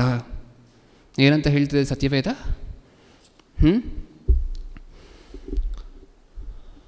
ಗಂಡ ಸತ್ತು ಹೋಗಿದ ತಕ್ಷಣ ಹೆಂಡತಿಯನ್ನು ಚಿತೆ ಮೇಲೆ ಕೂರಿಸ್ಬಿಟ್ಟು ಬೆಂಕಿ ಹಚ್ಚುವಂತಹದ್ದು ನಾವು ನೋಡಿರುವಂಥ ಸಂಸ್ಕೃತಿ, ನಾವು ನೋಡಿರುವಂಥ ಸಂಸ್ಕಾರ, ಹೌದಾ? ಸತ್ಯವೇದ ಏನು ಹೇಳ್ತಿದೆ? ಯಾರು ಕೊಟ್ಟಿದ್ದು ಬೆಂಕಿ ಹಚ್ಚಲಿಕ್ಕೆ ಅಧಿಕಾರ ಅಂತ ಪ್ರಶ್ನೆ ಮಾಡ್ತಿಲ್ಲ. ಗಂಡ ಒಂದು ವೇಳೆ ಮರಣ ಹೊಂದಿದ್ರೆ ಮತ್ತೆ ಆಕೆಗೆ ಯಾವ ಅಧಿಕಾರ ಇದೆ? ಸತ್ಯವೇದ ಕೊಟ್ಟಿರುವಂಥ ಅಧಿಕಾರ. ಯಾವ ಅಧಿಕಾರ ಇದೆ? ಮತ್ತೊಂದು ಮದುವೆ ಆಗಬಹುದು. ಗಂಡ ಮರಣ ಹೊಂದಿದ ನಂತರ, ತೀರಿ ಹೋದ ನಂತರ ಮತ್ತೊಂದು ಮದುವೆ ಆಗಬಹುದು. ಇದನ್ನು ನೋಡಿದ್ರೆ ಏನು ಅರ್ಥ ಆಯಿತು ನಮಗೆ? ಚಿತೆ ಮೇಲೆ ಕೂರಿಸ್ಬಿಟ್ಟು ಬೆಂಕಿ ಹಚ್ಚೋದಕ್ಕೆ ಸತ್ಯವೇದ ಸಪೋರ್ಟ್ ಮಾಡ್ತಿದ್ಯಾ? ಏನಂತ ಹೇಳ್ತಿದೆ ಸತ್ಯವೇದ? ಗಾಯ ಮಾಡ್ಕೊಬಾರ್ದು. ಫಸ್ಟ್ ಸತ್ತವರಿಗೋಸ್ಕರ ಒಂದು ಚಿಕ್ಕ ಗಾಯವೂ ಸಹ ಬದುಕಿರುವಂಥವರು ಮಾಡ್ಕೊಬಾರ್ದು. ಅಲ್ಲಿ ಮರಣ ಹೊಂದಿದ್ದಾರೆ ಒಬ್ಬ ವ್ಯಕ್ತಿ ಅಂತ ಹೇಳಿದ್ರೆ ಆತನ ಹಂಗು ಆಕೆಗೆ ತಪ್ಪುವುದು. ಮತ್ತೊಮ್ಮೆ ಈಕೆ ಮದುವೆ ಮಾಡಿಕೊಳ್ಳಬಹುದು. ಸತಿಗೆ ವಿರುದ್ಧವಾಗಿದೆಯಾ ಸತ್ಯವೇದ? ಸತಿ ಸ್ಯಾಕ್ರಿಫೈಸ್ಗೆ ವಿರುದ್ಧವಾಗಿದೆಯಾ ಸತ್ಯವೇದ? ಸ್ಪಷ್ಟವಾಗಿ ಹೇಳಿದೆಯಲ್ವ, ಚಿಕ್ಕ ಗಾಯನೂ ಮಾಡ್ಕೊಬಾರ್ದು, ಮತ್ತೆ ಆಕೆಗೆ ಅಧಿಕಾರ ಇದೆ. ಈ ಮಾತು ಸತ್ಯವೇದದಲ್ಲಿಲ್ಲ ಅಂತ ಅಂದ್ಕೊಂಡಿರಿ, ಹೌದಾ? ಇವತ್ತೂ ಸಹ ಸತಿ ಸ್ಯಾಕ್ರಿಫೈಸ್ ಅನ್ನುವಂತಹ ಪದ್ಧತಿ ಇರ್ತಾ ಇತ್ತು ಪ್ರಿಯರೇ. ಇವತ್ತೂ ಸಹ ಸತಿ ಸ್ಯಾಕ್ರಿಫೈಸ್ ಅನ್ನುವಂತಹ ಪದ್ಧತಿ ಇರ್ತಾ ಇತ್ತು. ಹೇಗಿರ್ತಾಯಿತ್ತು ಸಿಚುವೇಶನ್ ಅವಾಗ? ಹೇಗಿರ್ತಾಯಿತ್ತು ಸನ್ನಿವೇಶ ಅವಾಗ? ಇವಾಗಲೂ ಸಹ ಸ್ಲೇವ್ ಮಾರ್ಕೆಟ್ ಅನ್ನುವಂತಹದ್ದು ಇರ್ತಾ ಇತ್ತು. ಇವಾಗಲೂ ಸಹ ಸತಿ ಸಹಗಮನ ಪದ್ಧತಿ ಇರ್ತಾ ಇತ್ತು. ಹೇಗಿರ್ತಿತ್ತು? ದೇವರು ನಮಗೆ ಮಾಡಿರುವಂತಹ ಮೇಲಿಗೆ, ಸತ್ಯವೇದ ಈ ಸೊಸೈಟಿಗೆ, ಈ ಸಮಾಜಕ್ಕೆ ಮಾಡಿರುವಂತಹ ಮೇಲಿಗೆ, ಒಳಿತಿಗೆ ಸತ್ಯವೇದವನ್ನು ತಬ್ಬಿಕೊಂಡು ಜೀವಿಸಬೇಕಾಗಿರುವಂತಹ ನಾವು ಮನುಷ್ಯರು ಸತ್ಯವೇದವನ್ನು ಉಗುಳುವಂತಹ ಪರಿಸ್ಥಿತಿನ. ಅದಕ್ಕೆ ಹೇಳಿದೆ ಆವಾಗಲೇ, ಏನು ಅನ್ಯಾಯ ಮಾಡಿದೆ ಸತ್ಯವೇದ? ಏನು ಅನ್ಯಾಯ ಮಾಡಿದೆ? ವರ್ಣ ಪದ್ಧತಿಗಳನ್ನೇನಾದರೂ ಇಡ್ತಾ, ಕೆಳಕುಲ ಮೇಲ್ಕುಲ ಅನ್ನುವಂತಹ ಡಿವಿಷನ್ ಏನಾದರೂ ತೊಗೊಂಡು ಬರ್ತಾ, ಹೆಂಡತಿಯನ್ನು ಕೂರಿಸ್ಬಿಟ್ಟು ಬೆಂಕಿ ಹಚ್ಬಿಡ್ಬೋದು ಬದುಕಿರಬೇಕಾದ್ರೆ ಅಂತ ಏನಾದರೂ ಹೇಳ್ತಾ, ಏನು ಅನ್ಯಾಯ ಮಾಡಿತು ಸತ್ಯವೇದ ಈ ಸಮಾಜಕ್ಕೆ? ಅದಕ್ಕೋಸ್ಕರನೇ ಆಲೋಚನೆ ಮಾಡುತ್ತಿರುವಂತಹದ್ದು ಈ ಅಂಶವನ್ನು. ಪರೀಕ್ಷೆ ಬಡಿತಿರುವಂತಹ ನೀವೇ ದೇವರಿಗೆ ಫ್ಯೂಚರ್ ಅಲ್ವಾ? ಈಗ ಪರೀಕ್ಷೆ ಬಡಿತಿರುವಂತಹ ವಿದ್ಯಾರ್ಥಿಗಳು ನೀವು ದೇವರಿಗೆ ಫ್ಯೂಚರ್. ಈಗ ಇದನ್ನು ಸಮಾಜಕ್ಕೆ ಹೇಳಬೇಕಾಗಿರುವಂತಹದ್ದು, ಸತ್ಯವೇದ ಎಷ್ಟು ದೊಡ್ಡದ್ದು ಅಂತ ಸಮಾಜಕ್ಕೆ ತೋರಿಸ್ಬೇಕಾಗಿರುವಂತಹದ್ದು ನಿಮ್ಮ ಬಾಧ್ಯತೆ. ಅದಕ್ಕೋಸ್ಕರನೇ ಇದನ್ನೆಲ್ಲ ಆಲೋಚನೆ ಮಾಡ್ತಿದ್ದೇವೆ. ನೆಕ್ಸ್ಟ್ ಪಾರ್ಟ್ 2 ಅಂತ ಹೇಳಿ ಬರ್ಕೊಳ್ಳಿ. ಫಸ್ಟ್ ಪಾರ್ಟಲ್ಲಿ ಏನು ನೋಡಿದ್ವಿ? ಸತಿ ಸಹಗಮನ ಪದ್ಧತಿಯ ಬಗ್ಗೆ, ಸತಿ ಸ್ಯಾಕ್ರಿಫೈಸ್. ಈಗ ಸೆಕೆಂಡ್ ಪಾರ್ಟಲ್ಲಿ ವಿಡೋ ರಿಮ್ಯಾರೇಜ್. ಏನು ಹಂಗಂದರೆ ವಿಧವೆ ಮತ್ತೊಂದು ಸಾರಿ ಮದುವೆ ಆಗಬಾರದು ಅನ್ನುವಂತಹದ್ದು ನಮ್ಮ ದೇಶದ ಸಂಸ್ಕೃತಿ ಒಂದಾನೊಂದು ಕಾಲದಲ್ಲಿ, ಹೌದಾ? ಏನು ಮಾಡಬೇಕಾಗಿದ್ದರೆ ಏನು ಮಾಡಬೇಕು? ವಿಧವೆ ಇನ್ನೊಂದು ಸಾರಿ ಭಾರತ ದೇಶದಲ್ಲಿ 2 ರೀತಿಯಾಗಿರುವಂಥ ಫ್ಯಾಮಿಲಿಗಳು ಇರ್ತಾ ಇತ್ತು. ಒಂದು ರೀತಿಯಾಗಿರುವಂಥ ಫ್ಯಾಮಿಲಿಗಳು, ಒಂದು ರೀತಿಯಾಗಿರುವಂಥ ಕುಟುಂಬ ತೀವ್ರವಾಗಿ ಈ ಪದ್ಧತಿಗಳನ್ನೆಲ್ಲ ಪಾಲಿಸ್ತಿದ್ರು. ಆ ಫ್ಯಾಮಿಲಿಗಳು ಏನು ಮಾಡ್ತಿದ್ರು ಅಂತ ಹೇಳಿದ್ರೆ, ಗಂಡ ಸತ್ತೋಗಿದ ತಕ್ಷಣ ಹೆಂಡತಿಯನ್ನು ಕೂರಿಸ್ಬಿಟ್ಟು ಬೆಂಕಿ ಹಚ್ಚಿಬಿಡುವಂತಹದ್ದು. ಇನ್ನೊಂದು ರೀತಿಯಾಗಿರುವಂಥ ಕುಟುಂಬಗಳಿರ್ತಾ ಇತ್ತು. ಇವರ ಸಂಸ್ಕೃತಿ, ಇವರ ಸಂಸ್ಕಾರ ಬೇರೆ. ಏನು ಮಾಡ್ತಾಯಿದ್ರು? ಗಂಡ ಒಂದು ವೇಳೆ ಸತ್ತು ಹೋದರೆ ಏನು ಮಾಡಬೇಕು? ಹೆಂಡತಿ ಕೂದಲನ್ನು ಪೂರ್ತಿಯಾಗಿ ತೆಗಿಬೇಕು. ಅದಾದ ನಂತರ ಬಿಳಿ ಸೀರೆಯನ್ನು ಉಡಬೇಕು. ಅದಾದ ನಂತರ ಬಳೆಯನ್ನು ಉಡಿಬೇಕು ಸಮಾಜದ ಮುಂದೆ. ಅದಾದ ನಂತರ ಬೊಟ್ಟನ್ನು ಇಟ್ಕೋಬಾರ್ದು. ಶರೀರದ ಮೇಲಿರುವಂತಹ ಎಲ್ಲ ರಿಂಗ್ ಹಾಕ್ಕೊಳ್ಳುವಂತಹದ್ದು, ಓಲೆ ಹಾಕ್ಕೊಳ್ಳುವಂತಹದ್ದು ಪ್ರತಿಯೊಂದೂ ಸಹ ಯಾವುದೂ ಸಹ ಇರಬಾರದು. ಒಂದು ವೈಟ್ ಸ್ಯಾರಿ ಅಷ್ಟೇ. ತಲೆಯಲ್ಲಿ ಕೂದಲು ಸಹ ಬೆಳೆಸ್ಕೋಬಾರ್ದು, ಹೌದಾ? ಇದೆಲ್ಲವನ್ನು ಹೊರತುಪಡಿಸಿ ಹೊರಗಡೆ ಬರೋ ಹಾಗೆ ಎಲ್ಲ ಎಲ್ಲಿರಬೇಕು? ಕೋಣೆ ಒಳಗಡೆ. ಇನ್ನೇನು ಬದುಕಿದ್ರೂ ಸತ್ತಂಗೆ ಅಲ್ವಾ? ಬದುಕಿದ್ರೂ ಸಹ ಕತ್ತಲೆ ಕೋಣೆಯಲ್ಲೇ ತನ್ನ ಜೀವಮಾನ ಕಾಲ ಪೂರ್ತಿ ಇರಬೇಕು ಅಂತ ಹೇಳಿದ್ರೆ ಅದು ಸತ್ತಂಗೆ ಅಲ್ವಾ? ಬದುಕಿದ್ದು ಸತ್ತಂಗೆ ಅಲ್ವಾ? ಸ್ವಲ್ಪ ಜನ ಚಿತೆ ಮೇಲೆ ಕೂರಿಸ್ಬಿಟ್ಟು ಬೆಂಕಿ ಹಚ್ಚುವಂಥವ್ರಾದರೆ, ಇನ್ನೊಂದು ಸ್ವಲ್ಪ ಜನ ಒಳಕೋಣೆಯಲ್ಲೇ ಕೊಲ್ಲುವಂಥವರು. ಚೆನ್ನಾಗಿದ್ದ ಪದ್ಧತಿ. ಇವತ್ತಿನ ಸಮಾಜದಲ್ಲಿ ಗಂಡ ತೀರಿ ಹೋದರೂ ಸಹ ನನಗೂ ಈಕ್ವಲ್ ರೈಟ್ಸ್ ಇದೆ, ನನಗೂ ಸಮಾನತ್ವ ಇದೆ, ನನಗೂ ಸಮಾಜದಲ್ಲಿ ನಾನೂ ಸಹ ಸಮಾನಳೆ ಅಂತ ಹೇಳಿ ಒಂದು ಸ್ತ್ರೀ ಹೊರಗಡೆ ಬಂದು ತನ್ನ ಇತರೆ ಚಟುವಟಿಕೆಗಳನ್ನು, ಮಕ್ಕಳನ್ನು ಬೆಳೆಸ್ಕೊಂಡು, ಮಕ್ಕಳನ್ನು ಸ್ಕೂಲು ಕಳಿಸ್ಕೊಂಡು, ಒಂದು ಕಡೆ ಕೆಲಸ ಮಾಡ್ಕೊಂಡು ಇದ್ದಾರೆ ಧೈರ್ಯವಾಗಿ ಅಂತ ಹೇಳಿದ್ರೆ ಕಾರಣ ಯಾರು ಗೊತ್ತಾ ಇದಕ್ಕೆ? ಸತ್ಯವೇದ. ಮುಖ್ಯವಾಗಿ ಸ್ತ್ರೀಯರು ಈ ಮೇಲುಗಳನ್ನೆಲ್ಲ ನೆನಪಿಸ್ಕೋಬೇಕು. ಸತ್ಯವೇದ ಮಾಡಿರುವಂತಹ ಮೇಲುಗಳನ್ನು ನೆನಪಿಸ್ಕೋಬೇಕು. ಒಂದು ವೇಳೆ ಸತಿ ಸಹಗಮನ ಪದ್ಧತಿ ಇದ್ದಿದ್ದರೆ, ಒಂದು ವೇಳೆ ಗಂಡ ಸತ್ತು ಹೋದ ನಂತರ ಈ ಥರ ಇರಬೇಕು ಅನ್ನುವಂತಹ ಪದ್ಧತಿ ಇದ್ದಿದ್ದರೆ, ಆವಾಗಲೇ ಸತ್ಯವೇದದಲ್ಲಿ ಒಂದು ವಚನವನ್ನು ಓದಿದ್ರಲ್ವ, ಅದೇ ವಚನವನ್ನು ಇನ್ನೂ ಕ್ಲಿಯರಾಗಿ ಇನ್ನೊಂದು ಕಡೆ ಬರ್ಸಿದ್ದಾರೆ. ಅದನ್ನೊಂದು ಸರಿ ನೋಡೋಣ. ಗಂಡ ಸತ್ತು ಹೋದ ನಂತರ ಹೆಂಡತಿಗೆ ಸಿಕ್ಕಬೇಕಾಗಿರುವಂತಹ ರೈಟ್ಸ್ ಏನು ಅಂತ ಹೇಳಿ ಸತ್ಯವೇದ ಹೇಳಿದೆ. ಕೊರಿಂಥದವರಿಗೆ ಬರೆದ ಮೊದಲನೇ ಪತ್ರಿಕೆ 7ನೇ ಅಧ್ಯಾಯ 7ನೇ ಅಧ್ಯಾಯ 39ನೇ ವಚನ ಏನಂತ ಹೇಳಿದೆ? ಮುತ್ತೈದೆಯು ತನ್ನ ಗಂಡನು ಜೀವದಿಂದಿರುವ ತನಕ ಅವನಿಗೆ ಬದ್ಧಳಾಗಿದ್ದಾಳೆ. ಗಂಡನು ಸತ್ತಿದ್ದರೆ ಆಕೆಯು ಬೇಕಾದವನನ್ನು ಮದುವೆ ಮಾಡಿಕೊಳ್ಳುವುದಕ್ಕೆ ಸ್ವತಂತ್ರಳಾಗಿದ್ದಾಳೆ. ಫ್ರೀಡಮ್ ಇದೆ ನಿನಗೆ. ಗಂಡ ತೀರಿ ಹೋದ ನಂತರ ನಿನಗೆ ಇನ್ನೊಂದು ವಿವಾಹ ಆಗುವಂತಹ ಫ್ರೀಡಮ್ ಇದೆ. ಈ ಫ್ರೀಡಮ್ ಕೊಟ್ಟಂಥವ್ರು ಯಾರು? ಸತ್ಯವೇದ. ಇಷ್ಟಕ್ಕೂ ಈ ಆ್ಯಕ್ಟ್ಗಳೆಲ್ಲ ಯಾವಾಗ ತೊಗೊಂಡು ಬಂದರು ಗೊತ್ತಾ? ನಮ್ಮ ಭಾರತ ದೇಶದಲ್ಲಿ ಸತಿ ಸಹಗಮನ ಪದ್ಧತಿ ಇರಬಾರ್ದು ಅನ್ನುವಂಥ ಆ್ಯಕ್ಟನ್ನು ಯಾವಾಗ ತೊಗೊಂಡು ಬಂದರು? 1829ರಲ್ಲಿ. 1829. ಎಷ್ಟು ವರ್ಷ ಆಯಿತು ಬಂದು? ಒಂದು 150 ವರ್ಷ ಆಯಿತಾ? ಸತ್ಯವೇದ ಯಾವಾಗ ಹೇಳ್ತು? ಯಾಜಕ ಕಾಂಡದಲ್ಲಿ ಸತ್ತವರಿಗೋಸ್ಕರ ನಿಮ್ಮ ದೇಹವನ್ನು ನೀವು ಗಾಯ ಮಾಡ್ಕೋಬಾರ್ದು ಅನ್ನುವಂತಹ ಮಾತು ಹೇಳಿ ಎಷ್ಟು ವರ್ಷ ಆಗಿದೆ? 3500 ವರ್ಷಗಳು ಸುಮಾರು. ಇವಾಗ ನಾವು ಪಾರ್ಟ್ 2 ಅಲ್ಲಿ ನೋಡ್ತಿರುವಂತಹದ್ದು ವಿಡೋ ರೀಮ್ಯಾರೇಜ್. ಅಂದರೆ ಪುರುಷನು ಸತ್ತ ನಂತರ ಮತ್ತೆ ಮದುವೆ ಆಗುವುದಕ್ಕೆ ಅಧಿಕಾರ ಇದೆ. ಈ ಆ್ಯಕ್ಟನ್ನು ತೊಗೊಂಡು ಬಂದಿರುವಂತಹದ್ದು ಯಾವಾಗ? 1856ರಲ್ಲಿ. ಎಷ್ಟು ವರ್ಷ ಆಯಿತು? ಮತ್ತೆ 170 ವರ್ಷಗಳು ಸುಮಾರು. ಸತ್ಯವೇದ ಯಾವಾಗ ಹೇಳಿದೆ ಈ ಮಾತನ್ನು? ಇವಾಗ ನೀವು ಓದಿರುವಂತಹ ಮಾತು ಎಷ್ಟು ವರ್ಷ ಆಯಿತು ಸತ್ಯವೇದ ಹೇಳಿ? 2000 ವರ್ಷ ಆಯಿತಾ? ಹಳೆ ಒಡಂಬಡಿಕೆಯಲ್ಲಿ ಹೇಳಿರುವಂತಹ ಮಾತು ಮತ್ತೆ 3500 ವರ್ಷಗಳ ಹಿಂದೆನಾ? ಇಷ್ಟು ಹೇಳಿದ್ರೂ ಸಹ ನಮಗೆ ಈ ಮತ ಪುಸ್ತಕ ಅನ್ನುವಂತಹ ಕಲ್ಪನೆ ಸತ್ಯವೇದದಿಂದ ಹೋಗೋದೇ ಇಲ್ಲ ಅಲ್ವಾ? ಹೌದಾ? ಸತ್ಯವೇದ ವಿದೇಶಿ ಪುಸ್ತಕ, ನಮ್ಮ ಗ್ರಂಥ ಅಲ್ಲ. ಪಕ್ಕದ ದೇಶದವ್ರು ಮಾಡ್ತಿರಲಿಲ್ಲ ಸತಿ ಸಹಗಮನ ಪದ್ಧತಿಯನ್ನು. ಪಕ್ಕದ ದೇಶವಾಗಿರುವಂತಹ ಚೈನಾದವ್ರು ಮಾಡ್ತಿರಲಿಲ್ಲ. ಯಾರು ಮಾಡ್ತಿದ್ರು? ಭಾರತ ದೇಶದವ್ರು ಮಾಡ್ತಿದ್ರು. ವಿದೇಶಿ ಪುಸ್ತಕ ಅಂತ ಹೇಳಿದ್ರೆ ಭಾರತ ದೇಶದಲ್ಲಿ ನಡೀತಿದ್ದಂತಹ ಸತಿ ಸಹಗಮನ ಪದ್ಧತಿಯ ಬಗ್ಗೆ ಏನಕ್ಕೋಸ್ಕರ ಬರೆಸಬೇಕು? ಅಮೇರಿಕಾದವ್ರು ಪ್ರಾಕ್ಟೀಸ್ ಮಾಡ್ತಿರಲಿಲ್ಲ. ಅವರು ಗಂಡ ಸತ್ತರೆ ಮತ್ತೊಂದು ಮದುವೆ ಆರಾಮಾಗಿ ಆಗ್ತಾಯಿದ್ರು. ಗಂಡ ಸತ್ತರೆ ಈ ಥರ ತಲೆ ಬೋಳಿಸ್ಕೊಂಡು ಪೂರ್ತಿಯಾಗಿ ಬಿಳಿ ಸೀರೆಯಲ್ಲೇ ಕೋಣೆ ಒಳಗಡೆ ಇರಬೇಕು ಅನ್ನುವಂತಹ ಪದ್ಧತಿ ಅಮೇರಿಕಾದವ್ರು ಮಾಡ್ತಿರಲಿಲ್ಲ, ಬ್ರಿಟೇನವ್ರು ಮಾಡ್ತಿರಲಿಲ್ಲ. ಎಲ್ಲಿ ನಡೀತಿತ್ತು? ಭಾರತ ದೇಶದಲ್ಲಿ. ಒಂದು ವೇಳೆ ಇದು ವಿದೇಶಿ ಪುಸ್ತಕ ಆಗಿದ್ದರೆ, ನಮಗೂ ಇದಕ್ಕೂ ಸಂಬಂಧ ಇಲ್ಲದೆ ಹೋಗಿದ್ದರೆ, ಇಲ್ಲಿ ನಡೀತಿರುವಂತಹದ್ದೆಲ್ಲ ಏನಕ್ಕೋಸ್ಕರ ಬರೆಸ್ಬೇಕಿತ್ತು ಪ್ರಿಯರೇ? ಇಲ್ಲಿ ನಡೀತಿರುವಂತಹದ್ದನ್ನು ಏನಕ್ಕೋಸ್ಕರ ಬರೆಸ್ಬೇಕಿತ್ತು? ಒಂದು ದಿನ ಬರುತ್ತೆ, ಸತ್ಯವೇದದ ಬೆಲೆ ನಮಗೆ ಅವಾಗ ಅರ್ಥ ಆಗುತ್ತೆ. ಹೌದಲ್ವಾ? ಏಕೆಂದರೆ ಇಷ್ಟು ಮೇಲನ್ನು ಮಾಡಿದ್ರೂ ಸಹ ಈ ಸಮಾಜಕ್ಕೆ ಸತ್ಯವೇದ ಅನ್ನುವಂತಹದ್ದು ಪ್ರತಿ ಪದ್ಧತಿಯನ್ನು ಸಹ, ಸಮಾಜದಲ್ಲಿರುವಂತಹ ಪ್ರತಿ ಕೆಟ್ಟ ಪದ್ಧತಿಯನ್ನು ಸಹ ಹಿಡಿದು ಇದು ತಪ್ಪು, ಇದನ್ನು ನೀವು ಮಾಡ್ತಿರುವಂತಹದ್ದು ತಪ್ಪು ಅಂತ ಹೇಳಿದ್ರೂ ಸಹ ನಮಗೆ ಮಾತ್ರ ಸತ್ಯವೇದದ ಮೇಲೆ ಯಾವತ್ತಾದರೂ ಪ್ರೀತಿ ಡೆವಲಪ್ ಆಯಿತಾ? ದೊಡ್ಡ ದೊಡ್ಡ ಸಮಾಜ ಸುಧಾರಕರಿಗೆ ಸ್ಫೂರ್ತಿ ಆಯಿತು ಬೈಬಲ್. ರಾಜಾರಾಮ್ ಮೋಹನ್ ರಾಯ್ ಸತ್ಯವೇದ ಓದಬೇಕು ಅಂತ ಹಿಬ್ರೂ ಭಾಷೆ, ಗ್ರೀಕ್ ಭಾಷೆ ಎಲ್ಲವನ್ನು ಕಲಿತರು. ನಮ್ಮ ಭಾಷೆಯಲ್ಲೇ ಇದೆ ಸತ್ಯವೇದ. ನಮಗೆ ಯಾವತ್ತು ಹೇಳಲಿಕ್ಕೆ ಪ್ರಯತ್ನ ಪಟ್ಟಿದ್ದೀವಿ ಇದನ್ನು ಇನ್ನೊಬ್ಬರಿಗೆ? ಈ ಸತ್ಯವೇದದ ಶ್ರೇಷ್ಠತೆಯನ್ನು ಯಾವತ್ತು ಸಾರಲಿಕ್ಕೆ ಪ್ರಯತ್ನ ಪಟ್ಟಿದ್ದೀವಿ? ಇದನ್ನು ಸಾರಲಿಕ್ಕೆ ನಾವು ಪ್ರಸಂಗ ಮಾಡಬೇಕಾ ಮುಂದೆ ಕೂತ್ಕೊಂಡು? ಇಲ್ಲ. ಹೆಂಗೂ ಹೇಳ್ಬೋದು ಇದನ್ನು. ಈಗ ನಾವು ಕಲಿತಿರುವಂತಹ ವಿಚಾರಗಳನ್ನು ಹೆಂಗೂ ಹೇಳಬಹುದು. ಬಾಯಿ ಮಾತಲ್ಲಿ ಹೇಳ್ಬೋದಾ? ನಿಮ್ಮ ಬಂಧು ಬಳ ಬೇಡ. ಮಕ್ಕಳಿಗೆ 7th ಸ್ಟ್ಯಾಂಡರ್ಡ್ 6th ಸ್ಟ್ಯಾಂಡರ್ಡಿಂದನೇ ಶುರು ಆಗುತ್ತೆ. ಸೋಷಿಯಲ್ ಸ್ಟಡೀಸಲ್ಲಿ ಏನೇನು ಬರುತ್ತೆ? ಸತಿ ಅನ್ನುವಂತಹದ್ದು ಅವ್ರಿಗೊಂದು ಚಾಪ್ಟರ್. ಸತಿ ಅನ್ನುವಂತಹದ್ದು, ಕಾಸ್ಟ್ ಸಿಸ್ಟಮ್ ಅನ್ನುವಂತಹದ್ದು, ಇದೆಲ್ಲ ಅವ್ರಿಗೆ ಸಪ್ರೇಟ್ ಲೆಸನ್ಸ್ ಇದೆ. ಅವ್ರು ಬಂದು ನಿಮ್ಮ ಹತ್ರ ಹೇಳಿರ್ತಾರ ಇಲ್ವಾ? ಅಮ್ಮ, ಆ ಕಾಲದಲ್ಲಿ ಗಂಡ ಸತ್ತು ಹೋದರೆ ಹೆಂಡತಿಯನ್ನು ಕೂರಿಸ್ಬಿಟ್ಟು ಬೆಂಕಿ ಹಚ್ಚಿಬಿಡ್ತಿದ್ರಂತೆ, ಇದಕ್ಕೆ ಸತಿ ಸಿಸ್ಟಮ್ ಅಂತ ಹೇಳಿ ಕರೀತಾರಂತೆ ಅಂತ ಯಾವತ್ತೂ ಹೇಳಿಲ್ವಾ ನಿಮಗೆ? ಯಾವತ್ತೂ ಹೇಳಿಲ್ವಾ? ಹೇಳಿರಬೇಕಾದ್ರೆ ನೀವು ಹೇಳಿರಬೇಕಿತ್ತು. ಏನಂತ? ಇದು ನಿಮ್ಮ ಪುಸ್ತಕದಲ್ಲಿ ಇವಾಗ ಬರ್ಸಿದ್ದಾರೆ, 1829ರಲ್ಲಿ ಇದಕ್ಕೆ ಲಾ ಬಂತು, ಇದನ್ನು ಮಾಡಬಾರ್ದು ಅಂತ. ಸತ್ಯವೇದ ಇದನ್ನು 2000 ವರ್ಷಗಳ ಹಿಂದೆ ಹೇಳ್ತು. ಸತ್ಯವೇದ ಇದನ್ನು 3500 ವರ್ಷಗಳ ಹಿಂದೆ ಹೇಳ್ತು ಅಂತ ಯಾವತ್ತಾದ್ರೂ ಕೂರಿಸ್ಕೊಂಡು ಹೇಳಿದ್ದೀವ ಮಕ್ಕಳಿಗೆ? ಅದನ್ನು ಹೇಳಿದರೆ ಅವ್ರಿಗೆ ಚಿಕ್ಕ ವಯಸ್ಸಿನಿಂದಲೇ ಸತ್ಯವೇದದ ಮೇಲೆ ಪ್ರೀತಿ, ಅಭಿಮಾನ ಅನ್ನುವಂತಹದ್ದೆಲ್ಲ ಡೆವಲಪ್ ಆಗ್ತಾಯಿತ್ತು. ಅವರು ಹೋಗಿ ಶಾಲೆಯಲ್ಲಿರುವಂಥ ಮಕ್ಕಳಿಗೆಲ್ಲ ಹೇಳ್ಕೊಂಡು ಬರ್ತಾಯಿದ್ರು. ನಾವು ಯಾವತ್ತು ಮಾಡಿದ್ದೀವಿ ಆ ಕೆಲಸವನ್ನು? ಪಾರ್ಟ್ 3 ಅಂತ ಹೇಳಿ ಬರ್ಕೊಳ್ಳಿ. Next part 3. ಇದರಲ್ಲಿ ಏನು ನೋಡ್ತಿದ್ದೀವಿ? 3ನೇ ಭಾಗದಲ್ಲಿ ದೇವದಾಸಿ ಪದ್ಧತಿ. ಏನು ದೇವದಾಸಿ ಪದ್ಧತಿ ಅಂದರೆ ಏನು?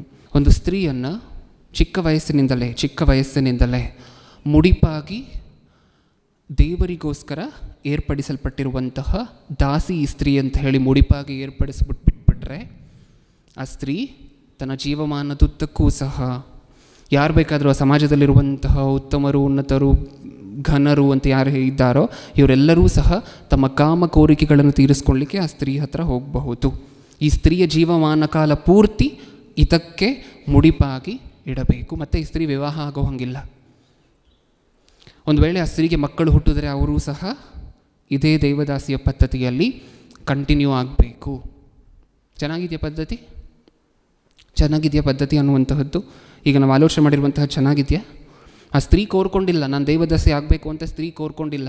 ಸುತ್ತ ಇರುವಂತಹ ಸಮಾಜ ಈ ನಿರ್ಣಯವನ್ನು ತಗೊಂಡು ಈಕೆಯನ್ನು ದೇವದಾಸಿಯಾಗಿ ಏರ್ಪಡಿಸ್ಬಿಟ್ಟು ಬಿಟ್ಬಿಡೋಣ ಅಂತ ಹೇಳಿ ಬಿಟ್ಬಿಡ್ತಾರೆ. ಆ ಸ್ತ್ರೀಗೆ ನನಗಿದು ಇಷ್ಟ ಇದೆ, ನನಗಿದು ಇಷ್ಟ ಇಲ್ಲ ಅನ್ನುವಂತಹದ್ದನ್ನು ಯಾರೂ ಕೇರ್ ಮಾಡೋದಿಲ್ಲ. ಸಮಾಜ ಹೇಳ್ತಾ, ಸಮಾಜ ಪೂರ್ತಿ ಗಣ್ಯರು ಅಂತ ಹೇಳಿ ಸಮಾಜದಲ್ಲಿ ಯಾರ್ಯಾರಿದ್ದಾರೋ ಅವರೆಲ್ಲ ಸೇರಿ ತೀರ್ಮಾನವನ್ನು ತಗೊಂಡ್ರೆ ಮುಗಿದು ಹೋಯಿತು. ಆ ಸ್ತ್ರೀ ಆ ಪದ್ಧತಿಯನ್ನು ಪಾಲಿಸಲೇಬೇಕು. ನರಕ ಅಲ್ವಾ? ನರಕ ಅಲ್ವಾ ಸ್ತ್ರೀಗೆ ಪೂರ್ತಿ ಜೀವಮಾನ ಕಾಲ ಪೂರ್ತಿ? ನೀವು ಒಂದ್ಸರಿ ಊಹೆ ಮಾಡ್ಕೊಂಡು ನೋಡ್ಕೊಳ್ಳಿ ಹೇಗಿರುತ್ತೆ ಅಂತ ಹೇಳಿ.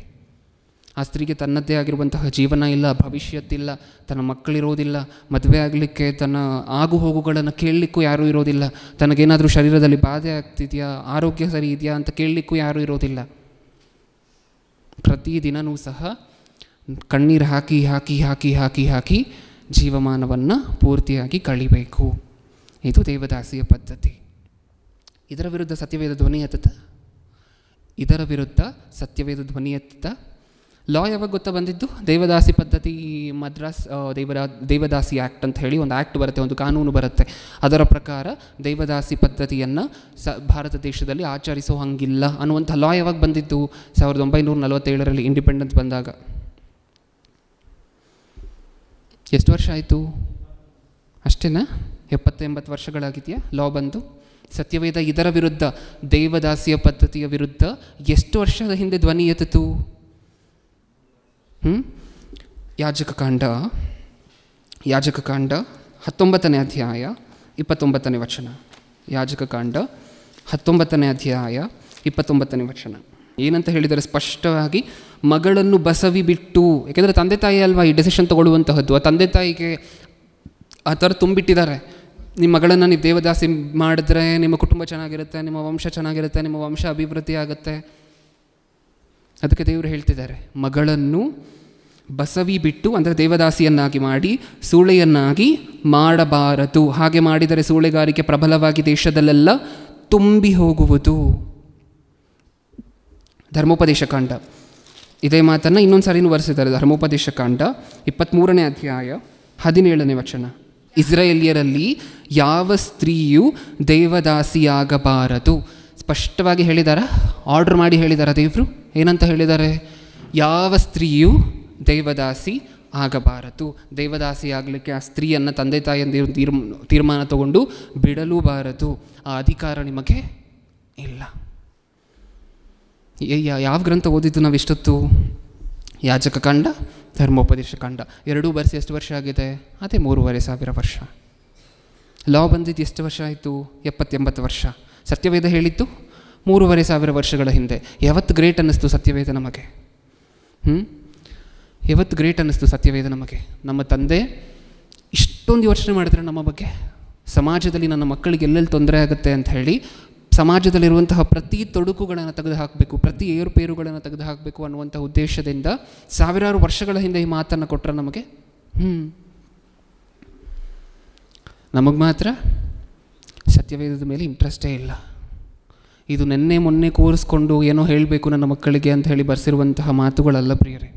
ಪ್ರತಿ ಮಾತು ಬರೆಯುವುದರ ಹಿಂದೆ ದೇವರ ಅಪೂರ್ವವಾಗಿರುವಂತಹ ಯೋಚನೆಗಳು, ಸಂಕಲ್ಪಗಳು. ನನ್ನ ಮಕ್ಕಳು ಸಾವಿರಾರು ವರ್ಷಗಳಾದ ನಂತರ ಬಂದರೂ ಸಹ ಈ ಕೆಲಸದಿಂದ ಅವ್ರಿಗೆ ತೊಂದರೆ ಆಗಬಾರ್ದು, ಈ ಕೆಲಸದಿಂದ ಅವರು ತಮ್ಮ ಮಕ್ಕಳನ್ನು ದೇವದಾಸಿಯಾಗಿ ಮಾಡಬಾರ್ದು, ತಮ್ಮ ಒಂದು ಹುಡುಗಿಯನ್ನು ತೊಗೊಂಡು ಹೋಗಿ ಚಿತೆ ಮೇಲೆ ಕೂರಿಸಿ ಬೆಂಕಿ ಹಚ್ಚಬಾರ್ದು, ಒಂದು ಹುಡುಗಿ ಗಂಡ ಸತ್ತಿದ ತಕ್ಷಣ ಕೋಣೆ ಪಾಲಾಗಬಾರ್ದು, ಆಕೆಗೂ ಸಹ ಫ್ರೀಡಮ್ ಇರಬೇಕು. ಯೋಚಿಸಿ ಬರೆಸಿರುವಂತಹ ಮಾತುಗಳಿದೆಲ್ಲ. ಏನು ಅನ್ಯಾಯ ಮಾಡಿದೆ ಸತ್ಯವೇದ ನಮಗೆ? ಈ ದೇವದಾಸಿ ಪದ್ಧತಿ ಇತ್ತು ಅಂತ ಅಂದ್ಕೊಳ್ಳಿ, ಹೇಗಿರ್ತಾಯಿತ್ತು ಇವಾಗ ಸಮಾಜ? ಹೇಗಿರ್ತಾಯಿತ್ತು ಹೇಳಿ?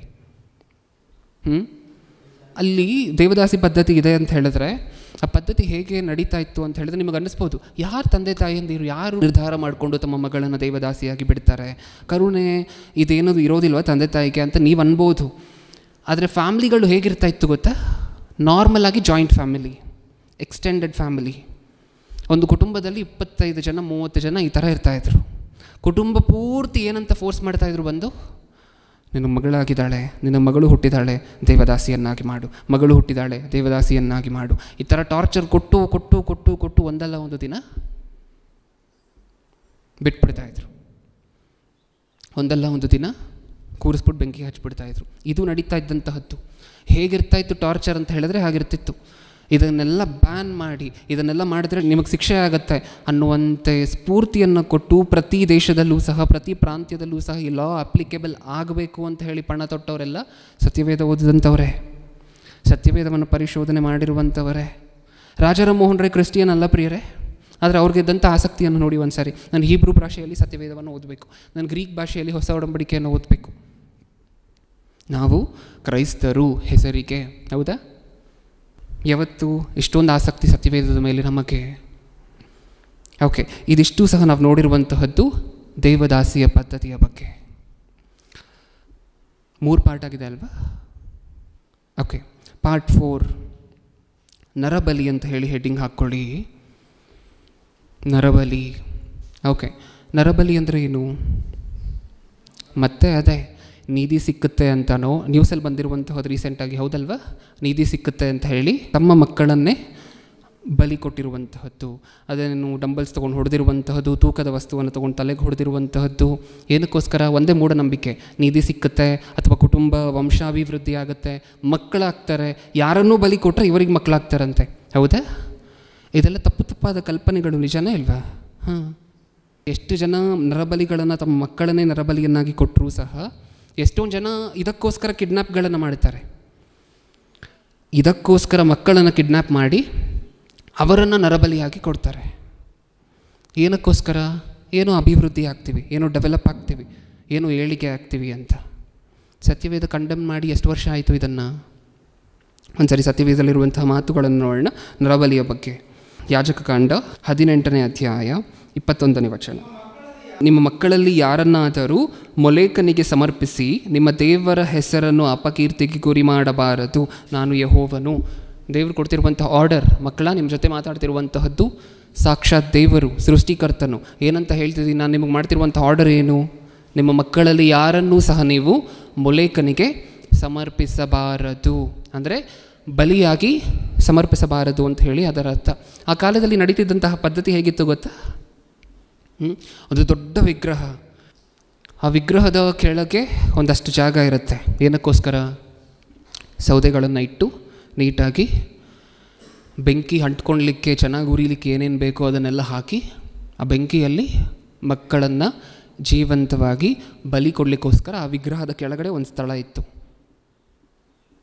ಹೌದಾ? ಓಕೆ, ಇಷ್ಟಲ್ಲದೆ ಎಲ್ಲಿ ತಂದೆ ತಾಯಿಯಂದಿರು ಮಕ್ಕಳನ್ನು ಬಲಿ ಕೊಡಲಿಕ್ಕೆ ಆ ಬೆಂಕಿ ಒಳಗಡೆ ಹಾಕಿದಾರೋ ಆ ಮಕ್ಕಳು ಕಿರ್ಚುವಂತಹ ಶಬ್ದ, ಸೌಂಡ್ ಹೊರಗಡೆ ಕೇಳಿಸ್ಬಾರ್ದು ಅಂತ ಹೇಳಿ ಜೋರಾಗಿ ದಮ್ಮಡಿ ಬಡಿತಾ, ಜೋರಾಗಿ ಕಿರ್ಚಿ ಎಲ್ಲರೂ ಸಹ ಹಾಡ್ತಾಯಿದ್ರು. ಈ ಥರ ಮಾಡಿದ್ರೆ ಏನಾಗೋದಿಲ್ಲ? ಮಕ್ಕಳು ಕಿರ್ಚುವಂತಹ ಸೌಂಡು ಹೊರಗಡೆ ತಂದೆ ತಾಯಿಗೆ ಕೇಳಿಸೋದಿಲ್ಲ. ಈ ಥರ ಬಲಿ ಕೊಡ್ತಾಯಿದ್ರು. ಚೆನ್ನಾಗಿತ್ತ ಪದ್ಧತಿ? ಚೆನ್ನಾಗಿದೆಯಾ? ಇದೊಂದು ಕಡೆ ಅಲ್ಲ, ಸತ್ಯವೇದದಲ್ಲಿ ಇನ್ನೂ ಸಹ ಸಾಕಷ್ಟು ಸರಿ ಎಚ್ಚರಿಸಿದ್ದಾರೆ. ನರಬಲಿ ಅನ್ನುವಂತಹದ್ದು ಅಕ್ಷಮ್ಯ ಅಪರಾಧ. ಧರ್ಮೋಪದೇಶಕಾಂಡ 12ನೇ ಅಧ್ಯಾಯ 31ನೇ ವಚನ. ಯೆಹೋವನಿಗೆ ಅಸಹ್ಯವಾಗಿರುವ ಹಲವು ಹೇಸಿಗೆ ಕೆಲಸಗಳನ್ನು ಅವರು ತಮ್ಮ ದೇವತೆಗಳಿಗೋಸ್ಕರ ನಡೆಸುತ್ತಾರಲ್ಲ, ತಮ್ಮ ಗಂಡು ಹೆಣ್ಣು ಮಕ್ಕಳನ್ನು ತಮ್ಮ ದೇವತೆಗಳಿಗೋಸ್ಕರ ಬೆಂಕಿಯಲ್ಲಿ ಸುಡುತ್ತಾರಲ್ಲ, ನೀವು ನಿಮ್ಮ ದೇವರಾದ ಯೆಹೋವನನ್ನು ಹಾಗೆ ಸೇವಿಸಲೇಬಾರದು. ಈ ಥರ ತುಂಬ ಜನ ತಮ್ಮ ದೇವತೆಗಳನ್ನು ಸೇವಿಸ್ತಿದ್ದಾರೆ.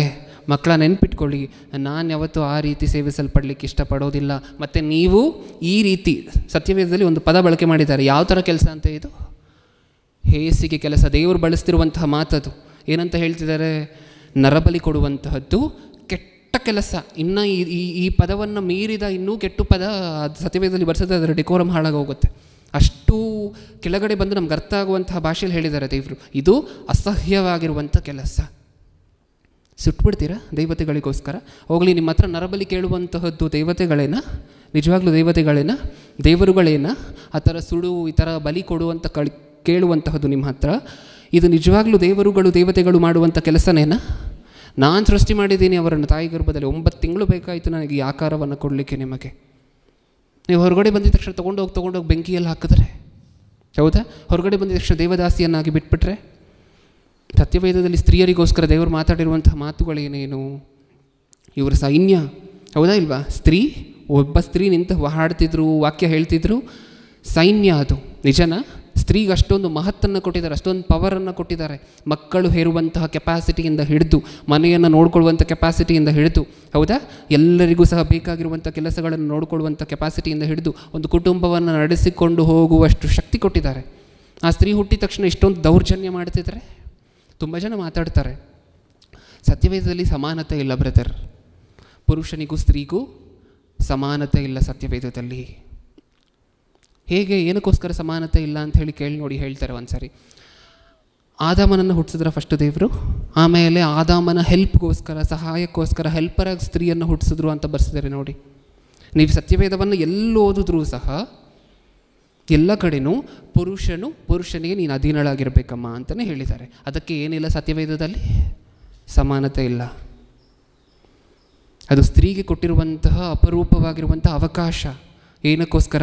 ಅವರ ಪ್ರೊಟೆಕ್ಷನ್ಗೋಸ್ಕರ. ಪುರುಷನು ಮುಂದೆ ಹೋಗುವಂತಹದ್ದು, ಪುರುಷನು ಲೀಡ್ ಮಾಡುವಂತಹದ್ದು ಅವಶ್ಯ. ಏಕೆಂದರೆ ನಾವು ಸುಮಾರು ಸಾರಿ ಮಾತಾಡ್ಕೊಂಡಿದ್ದೀವಲ್ವ, ಪ್ರೀತಿ ಅನ್ನುವಂತಹ ಗುಣವನ್ನು, ಕರುಣೆ ಅನ್ನುವಂಥ ಗುಣವನ್ನು ಸ್ವಲ್ಪ ಹೆಚ್ಚಾಗಿ ಸ್ತ್ರೀಯಲ್ಲಿಟ್ಟು, ಸ್ವಲ್ಪ ಬುದ್ಧಿವಂತಿಕೆ ಅನ್ನುವಂತಹ ಗುಣವನ್ನು ಅಥವಾ ತಾಳ್ಮೆಯಿಂದ ಯೋಚನೆ ಮಾಡುವಂತಹದ್ದು, ಅಷ್ಟು ಈಸಿಯಾಗಿ ಬೀಳದೇ ಇರುವಂತಹದ್ದು, ಈ ಗುಣಗಳನ್ನೆಲ್ಲ ಪುರುಷರಲ್ಲಿ ಸ್ವಲ್ಪ ಹೈಲೈಟ್ ಮಾಡಿ ಇಟ್ಟಿದ್ದಾರೆ ದೇವರು. ಏನಕ್ಕೋಸ್ಕರ ಅಂದರೆ ಅದು ಹಾಗೇ ಇರಬೇಕು. ಒಂದು ಕುಟುಂಬ ಮುಂದೆ ಹೋಗಬೇಕು ಅಂತ ಹೇಳಿದ್ರೆ ಈಗ ಸ್ತ್ರೀಗೆ ಈ ಗುಣ ಇರಬೇಕು, ಪುರುಷನಿಗೆ ಆ ಗುಣ ಇರಬೇಕು. ಸ್ತ್ರೀಗೆ ಅಧೀನಳಾಗಿರಬೇಕು ಗಂಡನಿಗೆ, ಗಂಡ ಹೇಳಿರುವಂತಹದ್ದು ಕೇಳಬೇಕು ಅಂದಿದ ತಕ್ಷಣ ಸಮಾನತೆ ಇಲ್ಲದೆ ಆಗೋಗುತ್ತಾ? ಸಮಾನತೆ ಅಂದರೆ ಇದು. ಇವಾಗ ನಾವು ನೋಡ್ತಿದ್ದೀವಲ್ವ, ಸಮಾನತೆ ಅಂತ ಹೇಳಿದ್ರೆ ಏನು? ಇವಾಗ ನಾವು ನೋಡಿದ್ವಲ್ವ, ಏನೇನು? ಗಂಡ ಮರಣ ಹೊಂದಿದ್ರೆ ಸ್ತ್ರೀಗೆ ಶಿಕ್ಷೆ ಆಗಬಾರದು. ಏನು ತಪ್ಪು ಮಾಡಿದಾಳೆ ಆಕೆ?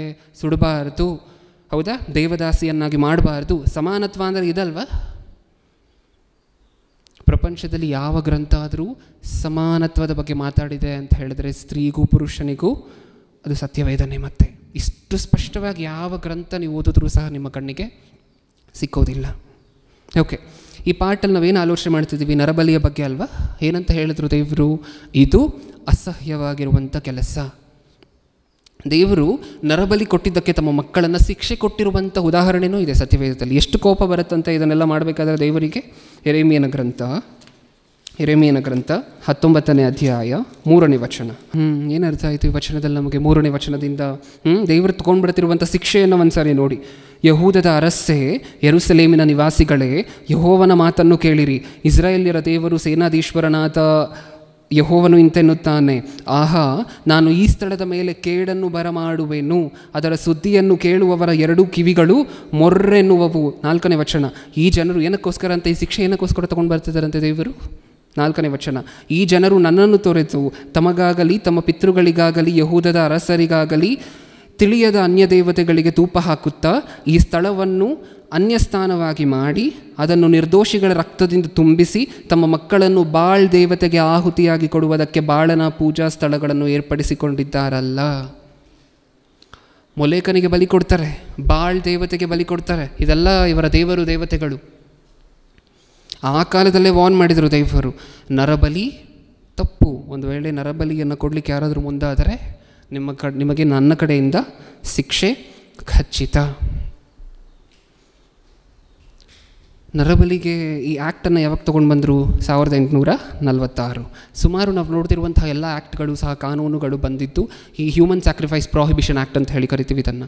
ಓಕೆ, ಯಾವಾಗ ತೊಗೊಂಡು ಬಂದರು ಅಂದರೆ 1947, 1856, 1829 ಈ ಥರ ಕಾಲದಲ್ಲೇ. ತುಂಬ ಅಂತ ಹೇಳಿದರೆ 200-250 ವರ್ಷಗಳ ಹಿಂದೆ ಬಂದಿದೆ ಕಾನೂನುಗಳೆಲ್ಲ. ಸತ್ಯವೇದ ಧ್ವನಿ ಎತ್ತಿ, ಸತ್ಯವೇದ ಇದು ಮಾಡಬಾರ್ದು ಅಂತ ಹೇಳಿ ಎಷ್ಟು ವರ್ಷ ಆಯಿತು? 3000, 3500, 2000 ವರ್ಷಗಳು. ಇದನ್ನು ಹೇಳುವಂತಹ ನಮ್ಮ ಜವಾಬ್ದಾರಿನೇನಾ? ಸಮಾಜಕ್ಕೆ ಇದನ್ನು ತಿಳಿಸುವಂತಹದ್ದು ನಮ್ಮ ಜವಾಬ್ದಾರಿನೇನಾ? ಇದನ್ನು ತಿಳಿಸ್ಬೇಕಾದ್ರೆ ಯಾರು ಬೇಕಾದರೂ ತಿಳಿಸ್ಬೋದು. ಮಧ್ಯವಯಸ್ಕರು, ಚಿಕ್ಕವರು, ದೊಡ್ಡವರು, ವಯಸ್ಸಾಗೋಗಿದೆ, ನಾನೇನು ಹೇಳುವಂತಹದ್ದು ಅನ್ನುವಂತಹದ್ದು ಏನೂ ಇಲ್ಲ. ನೀವು ಇನ್ನೊಬ್ಬರ ಜೊತೆ ಮಾತಾಡಬೇಕಾದ್ರೆ ಇದನ್ನು ತಿಳಿಸ್ಬಹುದು. ಏನು ಕಲಿತೀಯ ಪ್ರತಿ ಸಂಡೇನೂ ಸಹ ಏನು ಕಲಿತೀಯ? ಚರ್ಚ್ಗೆ ಹೋಗ್ತೀನಿ ಅಂತ ಅಂತೀಯಲ್ವಾ ಅಂತ ಯಾರಾದರೂ ಕೇಳಿದ್ರು ಅಂತ ಅಂದ್ಕೊಳ್ಳಿ. ತೆಗೆದು ತೋರಿಸಿ ಇವರಿಗೆ, ನಾನು ಸಭೆಗೆ ಹೋಗ್ತಿದ್ದೀನಲ್ವ, ಏನು ಕಲಿತಿದ್ದೀನಿ ಅಂದರೆ ಇದನ್ನು ಕಲಿತಿದ್ದೀನಿ. ಇಷ್ಟು ಶ್ರೇಷ್ಠವಾಗಿರುವಂತಹದ್ದು ಸತ್ಯವೇದ ಅನ್ನುವಂತಹ ಗ್ರಂಥ. ನೀವು ನಂಬ್ಕೊಂಡಿರುವಂತಹ ಗ್ರಂಥದಲ್ಲಿ ಇದೆಯಾ ಈ ರೀತಿ? ಅವರ ಗ್ರಂಥವನ್ನು ಯಾವತ್ತೂ ಸಹ ಹೀನೈಸಬೇಡಿ. ಸತ್ಯವೇದದಲ್ಲಿರುವಂತಹ ಈ ಮಾತನ್ನು ಒಂದು ಸಾರಿ ತೋರಿಸಿ. ಇದು ಎಷ್ಟು ಶ್ರೇಷ್ಠವಾಗಿರುವಂತಹ ಗ್ರಂಥ, ವಿದೇಶಿ ಪುಸ್ತಕ ಅಂತಾರಲ್ವ, ಅವ್ರಿಗೆ ಎಕ್ಸ್ಪ್ಲೇನ್ ಮಾಡಿ ಭಾರತ ದೇಶದಲ್ಲಿ ನಡೆಯುವಂಥ ಘಟನೆ ಏನಕ್ಕೋಸ್ಕರ ಬರೆಸ್ತಾರೆ ವಿದೇಶಿ ಗ್ರಂಥ ಆದರೆ ಅಂತ ಹೇಳಿ ಒಂದು ಸಾರಿ ಹೇಳಿ ಅವರಿಗೆ. ಹೌದಾ? ನೆಕ್ಸ್ಟ್ ಎಷ್ಟು ಪಾರ್ಟ್ ಆಗಿದೆ? 4. ಓಕೆ, ಪಾರ್ಟ್ 5 ಲಾಸ್ಟ್ ಪಾರ್ಟ್ಗೆ ಬಂದಿದ್ದೀವಿ. ಕುಲವ್ಯವಸ್ಥೆ. ಕುಲವ್ಯವಸ್ಥೆ ಇತ್ತ ಭಾರತ ದೇಶದಲ್ಲಿ? ಇತ್ತ ಕುಲವ್ಯವಸ್ಥೆ ಇತ್ತ? ಏನು ಕುಲವ್ಯವಸ್ಥೆ ಅಂದರೆ ಏನು? ವರ್ಣಾಶ್ರಮ ಪದ್ಧತಿ. ಮೇಲ್ಜಾತಿಯವರು ಕೆಳಜಾತಿಯವರನ್ನು ಮುಟ್ಟೋದಿಲ್ಲ, ಅಸ್ಪೃಶ್ಯರಂತೆ ಭಾವಿಸ್ತಾರೆ, ಅನ್ಟಚಬಲ್ಸ್ ಅಂತ ಹೇಳಿ ಟ್ರೀಟ್ ಮಾಡ್ತಾರೆ. ಅವ್ರು ಕುಡಿಯುವಂತಹ ನೀರನ್ನು ಇವ್ರು ಕುಡಿಯೋದಿಲ್ಲ, ಅವ್ರು ಕುಡಿಯುವಂತಹ ಪಾತ್ರೆಯಲ್ಲಿ ಇವ್ರು ತಿನ್ನೋದಿಲ್ಲ. ಅವರಿಗೆ ನೀರು ಬೇಕು ಅಂತ ಹೇಳಿದ್ರೆ ಊರ ಮಧ್ಯದಲ್ಲಿರುವಂತಹ ಬಾವಿಯಿಂದ ಅವ್ರಿಗೆ ನೀರು ಸೇದ್ಕೊಳ್ಲಿಕ್ಕೆ ಅವಕಾಶ ಇಲ್ಲ. ಎಲ್ಲೋ ಊರು ಹೊರಗಡೆ ಇರುವಂತಹ ಬಾವಿಯಿಂದಲೇ ನೀರು ತರಬೇಕು. ನಿಜನಾ? ಇದೆ ಅಲ್ವಾ? ಕುಲ ವ್ಯವಸ್ಥೆ ಅಂತ ಹೇಳಿದ್ರೆ ಇದೆ ಅಲ್ವಾ? ಅವ್ರು ನಡ್ಕೊಂಡು ಹೋಗುವಂತಹ ದಾರಿಯಲ್ಲೂ ಸಹ ನಡ್ಕೊಂಡು ಹೋಗೋದಿಲ್ಲ ಪ್ರಿಯರೇ. ಹಿಂದೆ ನೀರನ್ನು ಅದನ್ನು ಇದನ್ನು ಮಣ್ಣನ್ನು ಕಟ್ಕೊಂಡ್ರೆ ಅವರು ಒಂದು ವೇಳೆ ಹೆಜ್ಜೆಯನ್ನು ಇಟ್ಕೊಂಡು ಹೋಗ್ತಿದ್ದಾರೆ ಅಂತ ಹೇಳಿದ್ರೆ ಇವ್ರು ಹಿಂದೆ ಕಟ್ಕೊಂಡಿರುವಂಥದ್ದು ಅದನ್ನು ಕ್ಲೀನ್ ಮಾಡ್ತಾ ಹೋಗ್ತಿರಬೇಕು. ನಿಜನಾ? ಕುಲವ್ಯವಸ್ಥೆ ಬಗ್ಗೆ ಒಂದು ಸಪ್ರೇಟ್ ಸಬ್ಜೆಕ್ಟನ್ನು ಮಾತಾಡಿದ್ವಿ ಒಂದು ದಿನ, ಹಲವಾರು ನ್ಯೂಸ್ ಆರ್ಟಿಕಲ್ಸನ್ನು ಹಾಕಿ. ಏನೇನು ಅರ್ಥ ಆಯಿತು ನಮ್ಗೆ ಅದರಲ್ಲಿ? ದಲಿತರ ಬಾವಿಗೆ ಕೆರೋಸಿನ್ ಹಾಕುವಂತಹದ್ದು. ಹೌದಾ? ನೀರಿನ ಕೊರತೆ ಇದೆ ಅಂತ ಹೇಳಿದ್ರೆ ಟ್ರ್ಯಾಕ್ಟರ್ ಬರುತ್ತೆ ಅಂತ ಅಂದ್ಕೊಳ್ಳಿ ಊರಿಗೆ. ಆ ಟ್ರ್ಯಾಕ್ಟ್ರಲ್ಲಿ ಇವರಿಗೆ ನೀರು ಹಿಡ್ಕೊಳ್ಳಿಕ್ಕೆ ಅಧಿಕಾರ ಇಲ್ಲ, ಅವಕಾಶ ಇಲ್ಲ. ಇವರು ಊರು ಹೊರಗಡೆನೇ ಹೋಗಬೇಕು. ಎಷ್ಟೋ ಜನ ನೀರಿಲ್ಲದೆ ತೊಗೊಂಡು ಬರಲಿಕ್ಕಾಗದೆ ಊರು ಹೊರಗಡೆ ಹೋಗಿ ಮರಣ ಹೊಂದವರು ಎಷ್ಟೊಂದು ಜನ ಇದ್ದಾರೆ. ಅವ್ರು ಕುಡಿದ್ರೆ ಏನಾಗುತ್ತೆ? ಅದೇ ನೀರನ್ನು ಅವರೂ ಸಹ ಕುಡಿದ್ರೆ ಇವ್ರು ಯಾರನ್ನಾದರೂ ಕೆಳಕುಲ ಅಂತ ಹೇಳಿ ಕರಿತಿದ್ದಾರೋ ಅವ್ರು ಕುಡಿದ್ರೆ ಏನಾಗುತ್ತೆ? ಸತ್ಯವೇದದಲ್ಲಿ ಏನು ಹೇಳಿದ್ದಾರೆ ದೇವರ ಅಪೊಸ್ತಲರ ಕೃತ್ಯಗಳು 17:26 ಏನು ಹೇಳಿದ್ದಾರೆ ಸ್ಪಷ್ಟವಾಗಿ? ಆತನು ಒಬ್ಬನಿಂದಲೇ ಎಲ್ಲ ಜನಾಂಗದವರನ್ನು ಹುಟ್ಟಿಸಿ. ನನಗೆ ಅನ್ನಿಸ್ತಂಗೆ ಮಾತನ್ನು ಬೇರೆ ಯಾವ ಗ್ರಂಥದಲ್ಲೂ ಪ್ರಪಂಚದಲ್ಲಿ ಹೇಳಿಲ್ಲ ಅಂತ ಅನಿಸುತ್ತೆ. ಹೌದಾ? ಯಾವ ಮಾತನ್ನು? ದೇವರು ಸೃಷ್ಟಿ ಮಾಡಬೇಕಾದ್ರೆ ನಾವು ಯಾರ್ಯಾರನ್ನು ಕೆಳಕುಲದವರು, ಮೇಲ್ಕುಲದವರು, ಅಸ್ಪೃಶ್ಯರು, ಇವ್ರನ್ನ ಮುಟ್ಟಬಾರ್ದು, ಇವರು ಒಲೆಯರು ಅಂತ ಹೇಳಿ ಕರೀತಿದ್ದಾರೋ ಸಮಾಜ, ದೇವ್ರೇನು ಹೇಳ್ತಿದ್ದಾರೆ ಗೊತ್ತಾ? ಇವರೆಲ್ಲರನ್ನೂ ಸಹ ನಾನು ಒಬ್ಬ ಮನುಷ್ಯನಿಂದಲೇ ಉಂಟು ಮಾಡಿದೆ, ಆತನ ಹೆಸರು ಆದಾಮ್. 4 ಜನರನ್ನು ಉಂಟು ಮಾಡಿಬಿಟ್ಟು ಮೇಲ್ಕುಲದವನು ಈತನು ಕೆಳಕುಲದವನು, ಈತನಿಗೆ ಬರುವಂತಹ ಮಕ್ಕಳ ಜೊತೆ ನೀವು ಸಂಬಂಧ ಬೆಳೆಸಬಾರ್ದು, ಈತನ ಕೆಳಕುಲದವನಿಗೆ ಬರುವಂತಹ ಮಕ್ಕಳ ಜೊತೆ ನೀವು ಮಿಂಗಲ್ ಆಗಬಾರ್ದು ಅಂತ ನಾನು ಹೇಳಿಲ್ಲ. ಒಬ್ಬನಿಂದಲೇ ಎಲ್ಲ ಜನಾಂಗದವರನ್ನು ಹುಟ್ಟಿಸಿದ್ದೀನಿ. ಮತ್ತು ಎಲ್ಲಿಂದ ಬಂತು ಈ ವರ್ಣಾಶ್ರಮ ಪದ್ಧತಿ? ಎಲ್ಲಿಂದ ಬಂತು? ಎಲ್ಲಿಂದ ಬಂತು ಕಾಸ್ಟ್ ಸಿಸ್ಟಮ್? ಎಲ್ಲಿಂದ ಬಂತು? ಹೇಳಿದ್ದಾರೆ ದೇವರು, ಒಬ್ಬನಿಂದಲೇ ಎಲ್ಲರನ್ನು ಹುಟ್ಟಿಸಿದ್ದೀನಿ. ನೀವು ನಾನು ಒಬ್ಬನಿಂದಲೇ ಹುಟ್ಟಿಸಿದ್ದೀನಿ ಅಂತ ಹೇಳಿದ್ರೆ ನೀವು ಕಚ್ಚಾಡಿಕೊಂಡು ಜಗಳ ಮಾಡಿಕೊಂಡು ಏನಾದರೂ ಇದ್ದರೆ ಮತ್ತೆ ನಿಮಗೆ ನನ್ನ ಕಡೆಯಿಂದ ಶಿಕ್ಷೆ ಅನ್ನುವಂತಹದ್ದು ಖಚಿತ. ದೇವರು ಆರ್ಡರ್ ಕೊಟ್ಟಿದ್ದಾರೆ. ಏನಂತ ಕೊಟ್ಟಿದ್ದಾರೆ ಗೊತ್ತಾ? ಸತ್ಯವೇದದಲ್ಲಿ ಒಂದ್ಸರಿ ನೋಡೋಣ. ಅಪೊಸ್ತಲರ ಕೃತ್ಯಗಳು 10ನೇ ಅಧ್ಯಾಯ 28ನೇ ವಚನ, 10:28. ಏನಂತ ತೋರಿಸಿದಾರಂತೆ ದೇವರು? ನನಗಂತೂ ಯಾವ ಮನುಷ್ಯನನ್ನಾದರೂ ಹೊಲೆಯನು ಇಲ್ಲವೇ ಅಶುದ್ಧನು ಅನ್ನಬಾರದೆಂದು ದೇವರು ತೋರಿಸಿದ್ದಾನೆ. ಇದು ಆರ್ಡರ್ ದೇವರ ಕಡೆಯಿಂದ. ಏನು ಅನ್ಬಾರ್ದಂತೆ ಯಾರನ್ನೂ ಸಹ? ಹೊಲೆಯನು ಅನ್ಬಾರ್ದು, ಅಶುದ್ಧನು ಅನ್ಬಾರ್ದು. ತಪ್ಪಲ್ವಾ ನಾವು ಮಾಡ್ತಿರುವಂತಹ ಕೆಲಸ? ಸಮಾಜವಾಗಿ ಒಂದು ವೇಳೆ ಕಾಸ್ಟ್ ಸಿಸ್ಟಮನ್ನು ಯಾರಾದರೂ ಆಚಾರ ಮಾಡ್ತಿದ್ದಾರೆ ಅಂತ ಹೇಳಿದರೆ ತಪ್ಪಲ್ವಾ ಅದು? ದೇವ್ರಿಗೆ ಕೋಪ ಬರುತ್ತಂತೆ. ದೇವರು ಅದನ್ನು ಹೇಳಿದ್ದಾರೆ. ಅವ್ರಿಗೆ ಯಾರೂ ಇಲ್ಲ ಅಂತ ದಯವಿಟ್ಟು ಅನ್ಕೋಬೇಡಿ, ಅವ್ರಿಗೆ ಕೋರ್ಟ್ಗೆ ಹೋಗಿ ಕೇಸ್ ಹಾಕ್ಲಿಕ್ಕಾಗೋದಿಲ್ಲ ಅಂತ ದಯವಿಟ್ಟು ಅನ್ಕೋಬೇಡಿ. ನಾನು ಅವರ ಪಕ್ಷದಲ್ಲಿ ನಿಂತಿದ್ದೀನಿ, ಅವರ ಪರವಾಗಿ ನಿಂತು ನ್ಯಾಯ ತೀರಿಸ್ತೀನಿ. ದಲಿತರು ಇವ್ರಿಗೇನು ಟಾರ್ಚರ್ ಕೊಟ್ಟರು ಪರವಾಗಿಲ್ಲ, ಇವ್ರಿಗೆ ಹೆಂಗೆ ಹೊಡೆದಾಕ್ಬಿಡ್ಬೋದು, ಇರುವಂತಹ ಆ ಊರು ಒಂದೇ ಸರಿ ಡೆಸ್ಟ್ರಾಯ್ ಮಾಡ್ಬೋದು ಅಂತ ನಿಮ್ಗೆ ಅನ್ನಿಸ್ತಿರ್ಬೋದು. ಅವರು ಕೋರ್ಟ್ ಹೋಗ್ಲಿಕ್ಕೆ ಶಕ್ತಿ ಇಲ್ಲದೆ ಇರ್ಬೋದು, ಆದರೆ ನಾನು ಅವರ ಪರವಾಗಿ ಇದ್ದೀನಿ. ಇದೆಲ್ಲ ದೇವರು ಸಮಾಜದಲ್ಲಿ ಅಸ್ಪೃಶ್ಯರು, ಕೆಳಕುಲದವರು ಅಂತ ಹೇಳಿ ಯಾರ್ಯಾರು ಹೀನೈಸಲ್ಪಡ್ತಿದ್ದಾರೋ ಅವರಿಗೋಸ್ಕರ ಮಾತಾಡಿರುವಂತಹ ಮಾತು. ಅಸ್ಪೃಶ್ಯರ ಪರವಾಗಿ ನಿಂತ್ಕೊಂಡ್ರ ದೇವರು. ಕುಲವ್ಯವಸ್ಥೆಯಲ್ಲಿ ಯಾರ್ಯಾರು ಕಡೆಗಣಿಸಲ್ಪಡ್ತಿದ್ದಾರೋ, ಹೀನೈಸಲ್ಪಡ್ತಿದ್ದಾರೋ ಅವರ ಪರವಾಗಿ ನಿಂತ್ಕೊಂಡ್ರ ದೇವರು. ಒಂದು ಕಾಲದಲ್ಲಿ ರೈತರ ಪರವಾಗಿ ನಿಂತ್ಕೊಂಡ್ರ ದೇವರು. ಅದನ್ನು ನೋಡಿದ್ದೀವಿ ನಾವು. ಹೇಳಿ, ಸಮಾಜದಲ್ಲಿರುವಂಥ ಇಷ್ಟೂ ತೊಡಕುಗಳನ್ನು ಯಾವುದಾದ್ರೂ ಒಂದು ಗ್ರಂಥ ಎತ್ತಿ ತೋರಿಸಿದೆ, ಇದು ತಪ್ಪು, ಇದನ್ನು ನೀವು ಮಾಡಬಾರ್ದು ಅಂತ ಹೇಳಿ ತೋರಿಸಿದೆ ಅಂದರೆ ಅದು ಸತ್ಯವೇದ. ಸ್ವಾಮಿ ವಿವೇಕಾನಂದ ಎಲ್ಲರೂ ಸಹ ಒಂದು ವೇಳೆ ಯೇಸು ಕ್ರಿಸ್ತರು ನಮ್ಮ ಕಾಲದಲ್ಲಿ ಇದ್ದಿದ್ದರೆ ನನ್ನ ಗುಂಡಿಗೆಯಲ್ಲಿರುವಂತಹ ರಕ್ತವನ್ನು ತಗೊಂಡು ಯೇಸು ಕ್ರಿಸ್ತರ ಪಾದವನ್ನು ತೊಳಿತಿದ್ದೆ ಅಂತ ಹೇಳಲಿಕ್ಕೆ ದಡ್ಡರಲ್ಲ ಅವರು. ಮೂರ್ಖರಲ್ಲ ಅವರು. ಸತ್ಯವೇದಕ್ಕೆ ಅಷ್ಟೊಂದು ಇಂಪಾರ್ಟೆನ್ಸ್ ಕೊಡಲಿಕ್ಕೆ, ಯೇಸು ಕ್ರಿಸ್ತರಿಗೆ ಅಷ್ಟೊಂದು ಇಂಪಾರ್ಟೆನ್ಸ್ ಕೊಡಲಿಕ್ಕೆ ಜ್ಞಾನ ಕಮ್ಮಿ ಇಲ್ದರೂ ಇರುವಂಥವರಲ್ಲ ಅವರು. ತುಂಬ ಓದಿದ್ರು, ಲೋಕಕ್ಕೆ ಸಂಬಂಧಪಟ್ಟಂತಹ ಬಹುತೇಕ ವಿದ್ಯೆಗಳನ್ನು, ಬಹುತೇಕ ಪುಸ್ತಕಗಳನ್ನು ಓದಿದ್ರು. ಅಂಥ ಲೋಕದ ಜ್ಞಾನವನ್ನು ಅತಿ ಹೆಚ್ಚಾಗಿ ಅರ್ಥ ಮಾಡ್ಕೊಂಡಿರುವಂತಹ ವ್ಯಕ್ತಿ ಬಾಯಲ್ಲಿ ಮಾತು ಏನಕ್ಕೋಸ್ಕರ ಬರುತ್ತೆ? ಇಷ್ಟಕ್ಕೂ ಗುಂಡಿಗೆಯಲ್ಲಿರುವಂತಹ ರಕ್ತನ ಏನಕ್ಕೋಸ್ಕರ ತೊಗೊಂಡು ತೊಳಿತೀನಿ ಅಂದರು? ನಮ್ಮ ಹಾರ್ಟ್ನ ಕೆಲಸ ಏನು ಗೊತ್ತಾ ಪ್ರಿಯರೇ? ಪ್ಯೂರಿಫೈ ಮಾಡುತ್ತೆ. ಏನು ಪ್ಯೂರಿಫೈ ಮಾಡುತ್ತೆ? ನಮ್ಮ ರಕ್ತವನ್ನು ಪ್ಯೂರಿಫೈ ಮಾಡುತ್ತೆ. ನಮ್ಮ ಶರೀರದಲ್ಲಿರುವಂತಹ ರಕ್ತ ಎಲ್ಲ ಶುದ್ಧವಾಗೇ ಇರುತ್ತೆ, ಆದರೆ ಅತಿ ಪ್ಯೂರ್ ಬ್ಲಡ್ ಎಲ್ಲಿಂದ ಸಿಕ್ಕುತ್ತೆ? ಗುಂಡಿಗೆ ಫ್ರೆಶ್ ಆಗಿ ಪ್ಯೂರಿಫೈ ಮಾಡ್ತಿರುತ್ತೆ ನಮ್ಮ ಗುಂಡಿಗೆ ರಕ್ತವನ್ನು. ಆ ಗುಂಡಿಗೆಯಲ್ಲಿರುವಂತಹ ರಕ್ತ, ಆ ಪರಿಶುದ್ಧವಾಗಿರುವಂತಹ ರಕ್ತವನ್ನು ತಗೊಂಡು ಯೇಸು ಕ್ರಿಸ್ತರ ಪಾದವನ್ನು ತೊಳಿತೀನಿ ಅಂದಿದ್ದು ಇದಕ್ಕೋಸ್ಕರನೇ. ಏನಕ್ಕೋಸ್ಕರ? ಇಷ್ಟು ಶ್ರೇಷ್ಠವಾಗಿರುವಂತಹ ಮಾತಿದೆ ಸತ್ಯವೇದದಲ್ಲಿ. ಇಷ್ಟೊಂದು ಶ್ರೇಷ್ಠವಾಗಿರುವಂತಹ ವಿಚಾರವನ್ನು ಯೇಸು ಕ್ರಿಸ್ತರು ಮಾತಾಡಿದ್ರು. ಯೇಸು ಕ್ರಿಸ್ತರು 1ನೇ ಶತಮಾನದಲ್ಲೂ ಸಹ ಸಮಾರ್ಯ ಸ್ತ್ರೀ ನಮಗೆ ಗೊತ್ತಲ್ವ, ಮಾತಾಡ್ತಾನೂ ಇರಲಿಲ್ಲ, ಅಸ್ಪೃಶ್ಯರು ಮುಟ್ತಾ ಇರಲಿಲ್ಲ ಅವರನ್ನು. ಏನಂತ ಹೇಳಿದ್ರು ಹೋಗಿ ಆ ಸಮಾರ್ಯ ಸ್ತ್ರೀ ಹತ್ರ ಯೇಸು ಕ್ರಿಸ್ತರು? ಅಮ್ಮ, ಫಸ್ಟು ಅಮ್ಮ ಅಂತ ಹೇಳಿ ಶುರು ಮಾಡ್ತಾರೆ. ಆ ಸ್ತ್ರೀಗೆ ಅಲ್ಲೇ ಶಾಕ್ ಆಗಿ ಅರ್ಧ ಅಲ್ಲೇ ಮಾರ್ಪಟ್ಟು ಹೊಟ್ಟೋಗಿರ್ತಾಳೆ. ಅಮ್ಮ ಅಂದ ನೀನು ನನ್ನನ್ನು? ಸಮಾಜ ಹೇಗೆ ಮಾತಾಡ್ಸುತ್ತೆ ಗೊತ್ತಾ ನನ್ನನ್ನು? ಹೋಗೆ ಬಾರೆ, ಅದು ಇದು ಅಸಹ್ಯವಾಗಿರುವಂತಹ ಮಾತನ್ನೆಲ್ಲ ನನ್ನನ್ನು ಕರೆಯುತ್ತೆ ಸಮಾಜ. ಯಾರೂ ಸಹ ನಮ್ಮ ಮುಖ ನೋಡ್ಲಿಕ್ಕೆ ಇಷ್ಟಪಡೋದಿಲ್ಲ, ಯಾರೂ ಸಹ ನಮ್ಮನ್ನು ಮುಟ್ಲಿಕ್ಕೆ ಇಷ್ಟಪಡೋದಿಲ್ಲ. ಹೌದಾ? ಹೋಗೆ ಬಾರೆ ಈ ಥರ ಕರೆಯುತ್ತೆ ನಮ್ಮನ್ನು ಸಮಾಜ. ನೀನು ಅಮ್ಮ ಅಂದ? ನನ್ನ ಹತ್ರ ನೀರು ಕೇಳ್ದ? ನನ್ನ ಹತ್ರ ನೀರು ಕೇಳ್ದ? ನಾವು ಕುಡಿದಿರುವಂತಹ ಬಾವಿಯಲ್ಲೂ ಯಾರೂ ಕುಡಿಯೋದಿಲ್ಲ ಗೊತ್ತಾ? ನೀನು ನನ್ನ ಹತ್ರ ನೀರು ಕೇಳ್ದ? ಅಲ್ಲೇ ಮಾರ್ಪಟ್ಟು ಹೋಗಿರ್ತಾಳ ಆ ಸ್ತ್ರೀ.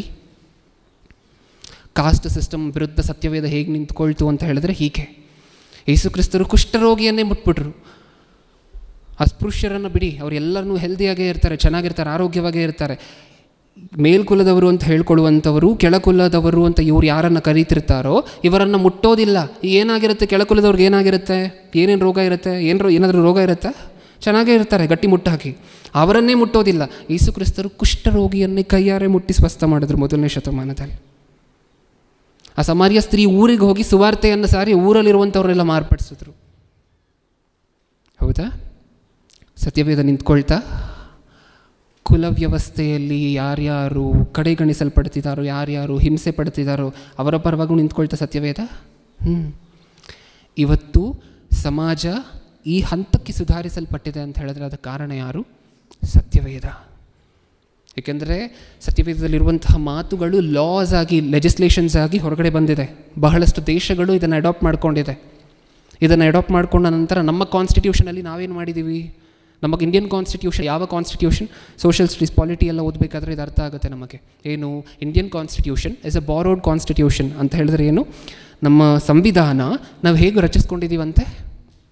ಪ್ರಪಂಚದ ದೇಶಗಳನ್ನು ನೋಡಿದ್ವಿ. ಪ್ರಪಂಚದ ದೇಶಗಳಲ್ಲಿ ಉತ್ತಮವಾಗಿರುವಂತಹ ಪಾಯಿಂಟ್ಸ್ ಎಲ್ಲೆಲ್ಲಿ ಸಿಕ್ತೋ ಅದನ್ನೆಲ್ಲ ತೊಗೊಂಡು ಬಂದು ನಮ್ಮ ಭಾರತ ದೇಶದ ಸಂವಿಧಾನವನ್ನಾಗಿ ಮಾಡ್ಕೊಂಡಿದ್ದೀವಿ. ಹಾಗಾದರೆ ಪ್ರಪಂಚದ ದೇಶಗಳನ್ನು ಒಂದು ಸಾರಿ ಕೇಳಿ, UK, US ಈ ದೇಶಗಳಲ್ಲಿ ಸಂವಿಧಾನವನ್ನು ನೀವು ಹೇಗೆ ರಚಿಸ್ಕೊಂಡಿದ್ದೀರಾ ಅಂತ ಹೇಳಿ ಕೇಳಿದ್ರೆ ಏನಂತಾರೆ ಅವರು? ಬೈಬಲ್ ನಮಗೆ ಸ್ಫೂರ್ತಿ ಆಯಿತು, ನಮ್ಮ ಕಾನ್ಸ್ಟಿಟ್ಯೂಷನನ್ನು ನಾವು ಬೈಬಲ್ನ ಮೇಲೆ ಬೇಸ್ ಮಾಡ್ಕೊಂಡು ಬರ್ಕೊಂಡಿದ್ದೀವಿ, ನಿಮಗೆ ಬೇಕಾ? ನೀವು ತೊಗೊಂಡಿದ್ದೀರಾ? ನಾವು ಈ ದೇಶಗಳು ಕೆನಡಾ, US, ಆಸ್ಟ್ರೇಲಿಯಾ, ಐರ್ಲ್ಯಾಂಡ್ ಈ ದೇಶಗಳ ಕಾನ್ಸ್ಟಿಟ್ಯೂಷನಿಂದ ನಮ್ಮ ಕಾನ್ಸ್ಟಿಟ್ಯೂಷನನ್ನು ನಾವು ಬರ್ಕೊಂಡಿದ್ದೀವಿ. ಅದಕ್ಕೆ ಇವತ್ತೂ ಸಹ ಈ ಕೆಲಸಗಳೆಲ್ಲ ಮಾಡಿದರೆ ಶಿಕ್ಷೆ ಆಗ್ತಿದೆ. ಇದಕ್ಕೆ ನಾವು ಕೃತಜ್ಞತಾಪೂರ್ವರಾಗಿರಬೇಕು. ಸತ್ಯವೇದ ನಮಗೆ ಮಾಡಿರುವಂತಹ ಮೇಲು, ಸತ್ಯವೇದ ನಮ್ಮ ಸಮಾಜಕ್ಕೆ ಮಾಡಿರುವಂತಹ ಮೇಲು, ಸತ್ಯವೇದ ಈ ಸಮಾಜಕ್ಕೆ ಮಾಡಿರುವಂತಹ ಒಳಿತು. ಇಲ್ಲಾಂದರೆ ಪರಿಸ್ಥಿತಿಗಳು ಏನಾಗಿರ್ತಿತ್ತು ಪ್ರಿಯರು? ಯೋಚನೆ ಮಾಡಿ ನೋಡಿ ಒಂದು ಸಾರಿ. Liberty, freedom ಅನ್ನುವಂತಹದ್ದು ಕಾಣಿಸ್ತಿತ್ತ? ಅನ್ನುವಂತಹದ್ದು ಇರ್ತಾ ಇತ್ತ? ಸತ್ಯವೇದ ಮೋಸ ಮಾಡಿಲ್ಲ ಯಾರಿಗೂ. ಸತ್ಯವೇದ ಅನ್ಯಾಯ ಮಾಡಿಲ್ಲ ಯಾರಿಗೂ. ದೇವರು ಸತ್ಯವೇದದಲ್ಲಿ ಮಕ್ಕಳಿಗೆ ಏನೇನು ಬೇಕು, ಇವ್ರು ಸರಿ ಹೋಗಬೇಕಾದ್ರೆ ಏನೇನು ಮಾಡಬೇಕು, ಇವರ ಮನಸ್ಸಲ್ಲಿರುವಂತಹದ್ದು ಸಮಾಜದಲ್ಲಿ ಬೇರೂರಿ ನಿಂತಿರುವಂತಹ ಮೂಢನಂಬಿಕೆಗಳು ಹೋಗಬೇಕು ಅಂತ ಹೇಳಿದ್ರೆ ಏನು ಮಾಡಬೇಕು ಅನ್ನುವಂತಹದ್ದನ್ನು ಯೋಚನೆ ಮಾಡಿ ಸಾವಿರಾರು ವರ್ಷಗಳ ಹಿಂದೆ ನಮಗೆ ಕೊಟ್ಟಿದ್ದಾರೆ. ಇದನ್ನು ಆರಾಧಿಸೋಣ. ಅಂದರೆ 2 ಕಡೆ 2 ಕ್ಯಾಂಡಲ್ ಹಚ್ಬಿಟ್ಟು ಪೂಜೆ ಮಾಡಿ ಅಂತಲ್ಲ ಅದರ ಅರ್ಥ. ಓದೋಣ, ಕೂತ್ಕೊಂಡು ಇಂಟ್ರೆಸ್ಟ್ ಕೊಡೋಣ, ಪ್ರಾಮುಖ್ಯತೆಯನ್ನು ಕೊಡೋಣ, ಸಮಾಜಕ್ಕೆ ಇದನ್ನು ತಿಳಿಸೋಣ. ಅದಕ್ಕೋಸ್ಕರನೇ ಪರೀಕ್ಷೆ ಬರೀತಿದ್ದೀವಿ. ಓಕೆ, ಕಣ್ಮುಚ್ಚಿ ಪ್ರಾರ್ಥನೆ ಮಾಡಿ ಮುಗಿಸ್ಕೊಡೋಣ. ಪ್ರೀತಿಯುಳ್ಳ ಪರಲೋಕದಲ್ಲಿರುವ ನಮ್ಮ ತಂದೆಗೆ, ಅಪ್ಪ, ನೀವು ನಮಗೆ ಯಾವತ್ತೂ ಸಹ ಸಮಾಜಕ್ಕೆ, ದೇಶಕ್ಕೆ ಅನ್ಯಾಯ ಮಾಡಿಲ್ಲ ತಂದೆ, ಮೋಸ ಮಾಡಿಲ್ಲ. ಆದರೂ ಸಹ ನಮಗೆ ನಿಮ್ಮ ಮಾತುಗಳ ಶ್ರೇಷ್ಠತೆ ಪ್ರಾಮುಖ್ಯತೆ ಅರ್ಥ ಆಗದೆ ಉಗುಳಿರುವಂತಹ ಇತಿಹಾಸಗಳಿದೆ, ತುಳಿದಿರುವಂತಹ ಇತಿಹಾಸಗಳಿದೆ. ಸತ್ಯವೇದವನ್ನು ನಾಚಿಕೆ ಪಡಬೇಕು ತಂದೆ. ನಮಗೆ ನಾಚಿಕೆ ಆಗ್ತಿದೆ ಮನುಷ್ಯರ ಸಮಾಜ ಈ ಸತ್ಯವೇದವನ್ನು ಕುರಿತಂತೆ ತೋರಿಸ್ತಿರುವಂತಹ ಉದಾಸೀನತೆಯನ್ನು ನೋಡಿದಾಗ. ಇವತ್ತು ಅರ್ಥ ಮಾಡಿಕೊಂಡಿದ್ದೀವಿ ತಂದೆ, ಸತ್ಯವೇದ ಎಷ್ಟು ಶ್ರೇಷ್ಠವಾಗಿರುವಂತಹದ್ದು, ಅಪರೂಪವಾಗಿರುವಂತಹದ್ದು. ಪ್ರಪಂಚದಲ್ಲಿ ಯಾವ ಗ್ರಂಥನೂ ಯಾವುದರ ಬಗ್ಗೆನೂ ಬಾಯಿ ಬಿಡದೇ ಇರಬೇಕಾದ್ರೆ ಮೊಟ್ಟ ಮೊದಲನೇದಾಗಿ ಸತ್ತವರಿಗೋಸ್ಕರ ದೇಹವನ್ನು ಗಾಯ ಮಾಡ್ಕೋಬಾರ್ದು ಅಂತ ಹೇಳಿತ್ತು. ಮೊಟ್ಟ ಮೊದಲನೇದಾಗಿ ಸ್ತ್ರೀಗೆ ಪುರುಷನು ಸತ್ತ ನಂತರ ಮತ್ತೆ ಮದುವೆ ಆಗುವಂಥ ಅವಕಾಶ ಇದೆ ಅಂತ ಹೇಳಿತ್ತು. ಮೊಟ್ಟ ಮೊದಲನೇದಾಗಿ ಮಕ್ಕಳನ್ನು ನರಬಲಿ ಕೊಡಬಾರ್ದು ಅಂತ ಹೇಳಿತ್ತು. ಮೊಟ್ಟ ಮೊದಲನೇದಾಗಿ ದೇವದಾಸಿಯ ಪದ್ಧತಿಯನ್ನು ನಡೆಸಬಾರ್ದು ಅಂತ ಹೇಳಿತ್ತು. ಮೊಟ್ಟ ಮೊದಲನೇದಾಗಿ ಯಾರೂ ಸಹ ಕೆಳಕುಲಕ್ಕೆ ಸೇರಿದವರಲ್ಲ, ನಾನು ಎಲ್ಲರನ್ನೂ ಒಬ್ಬನಿಂದಲೇ ಸೃಷ್ಟಿ ಮಾಡಿದ್ದೀನಿ ಅಂತ ಹೇಳಿತ್ತು. ಈ ಮಾತುಗಳೆಲ್ಲ ಸದಾಕಾಲ ನಾವು ನೆನಪಲ್ಲಿಟ್ಕೊಂಡು ಇನ್ನೊಬ್ಬರಿಗೂ ಇದನ್ನು ತಿಳಿಸ್ತೀವಿ ಅನ್ನುವಂತಹ ಆಶ್ವಾಸನೆಯನ್ನು ಕೊಡ್ತಾ, ಕೇಳಿರುವಂತಹದೆಲ್ಲರನ್ನೂ ಸಹ ಇನ್ನೊಬ್ಬರಿಗೆ ಇದನ್ನು ತಿಳಿಸಬೇಕು ಅನ್ನುವಂಥ ಆಸಕ್ತಿ ಅವರ ಮನಸ್ಸಿನಲ್ಲಿ ಬೇರೂರುವಂತೆ ಕೃಪೆ ಕೊಡಿ. ನನ್ನ ಪ್ರಾರ್ಥನೆ ಯೇಸು ಕ್ರಿಸ್ತರ ನಾಮದಲ್ಲಿ ಸಮರ್ಪಿಸಿ ಬೇಡಿಕೊಳ್ಳುತ್ತಿದ್ದೇನೆ, ಪರಲೋಕದಲ್ಲಿರುವ ನಮ್ಮ ತಂದೆಯೇ. ಆಮೆನ್.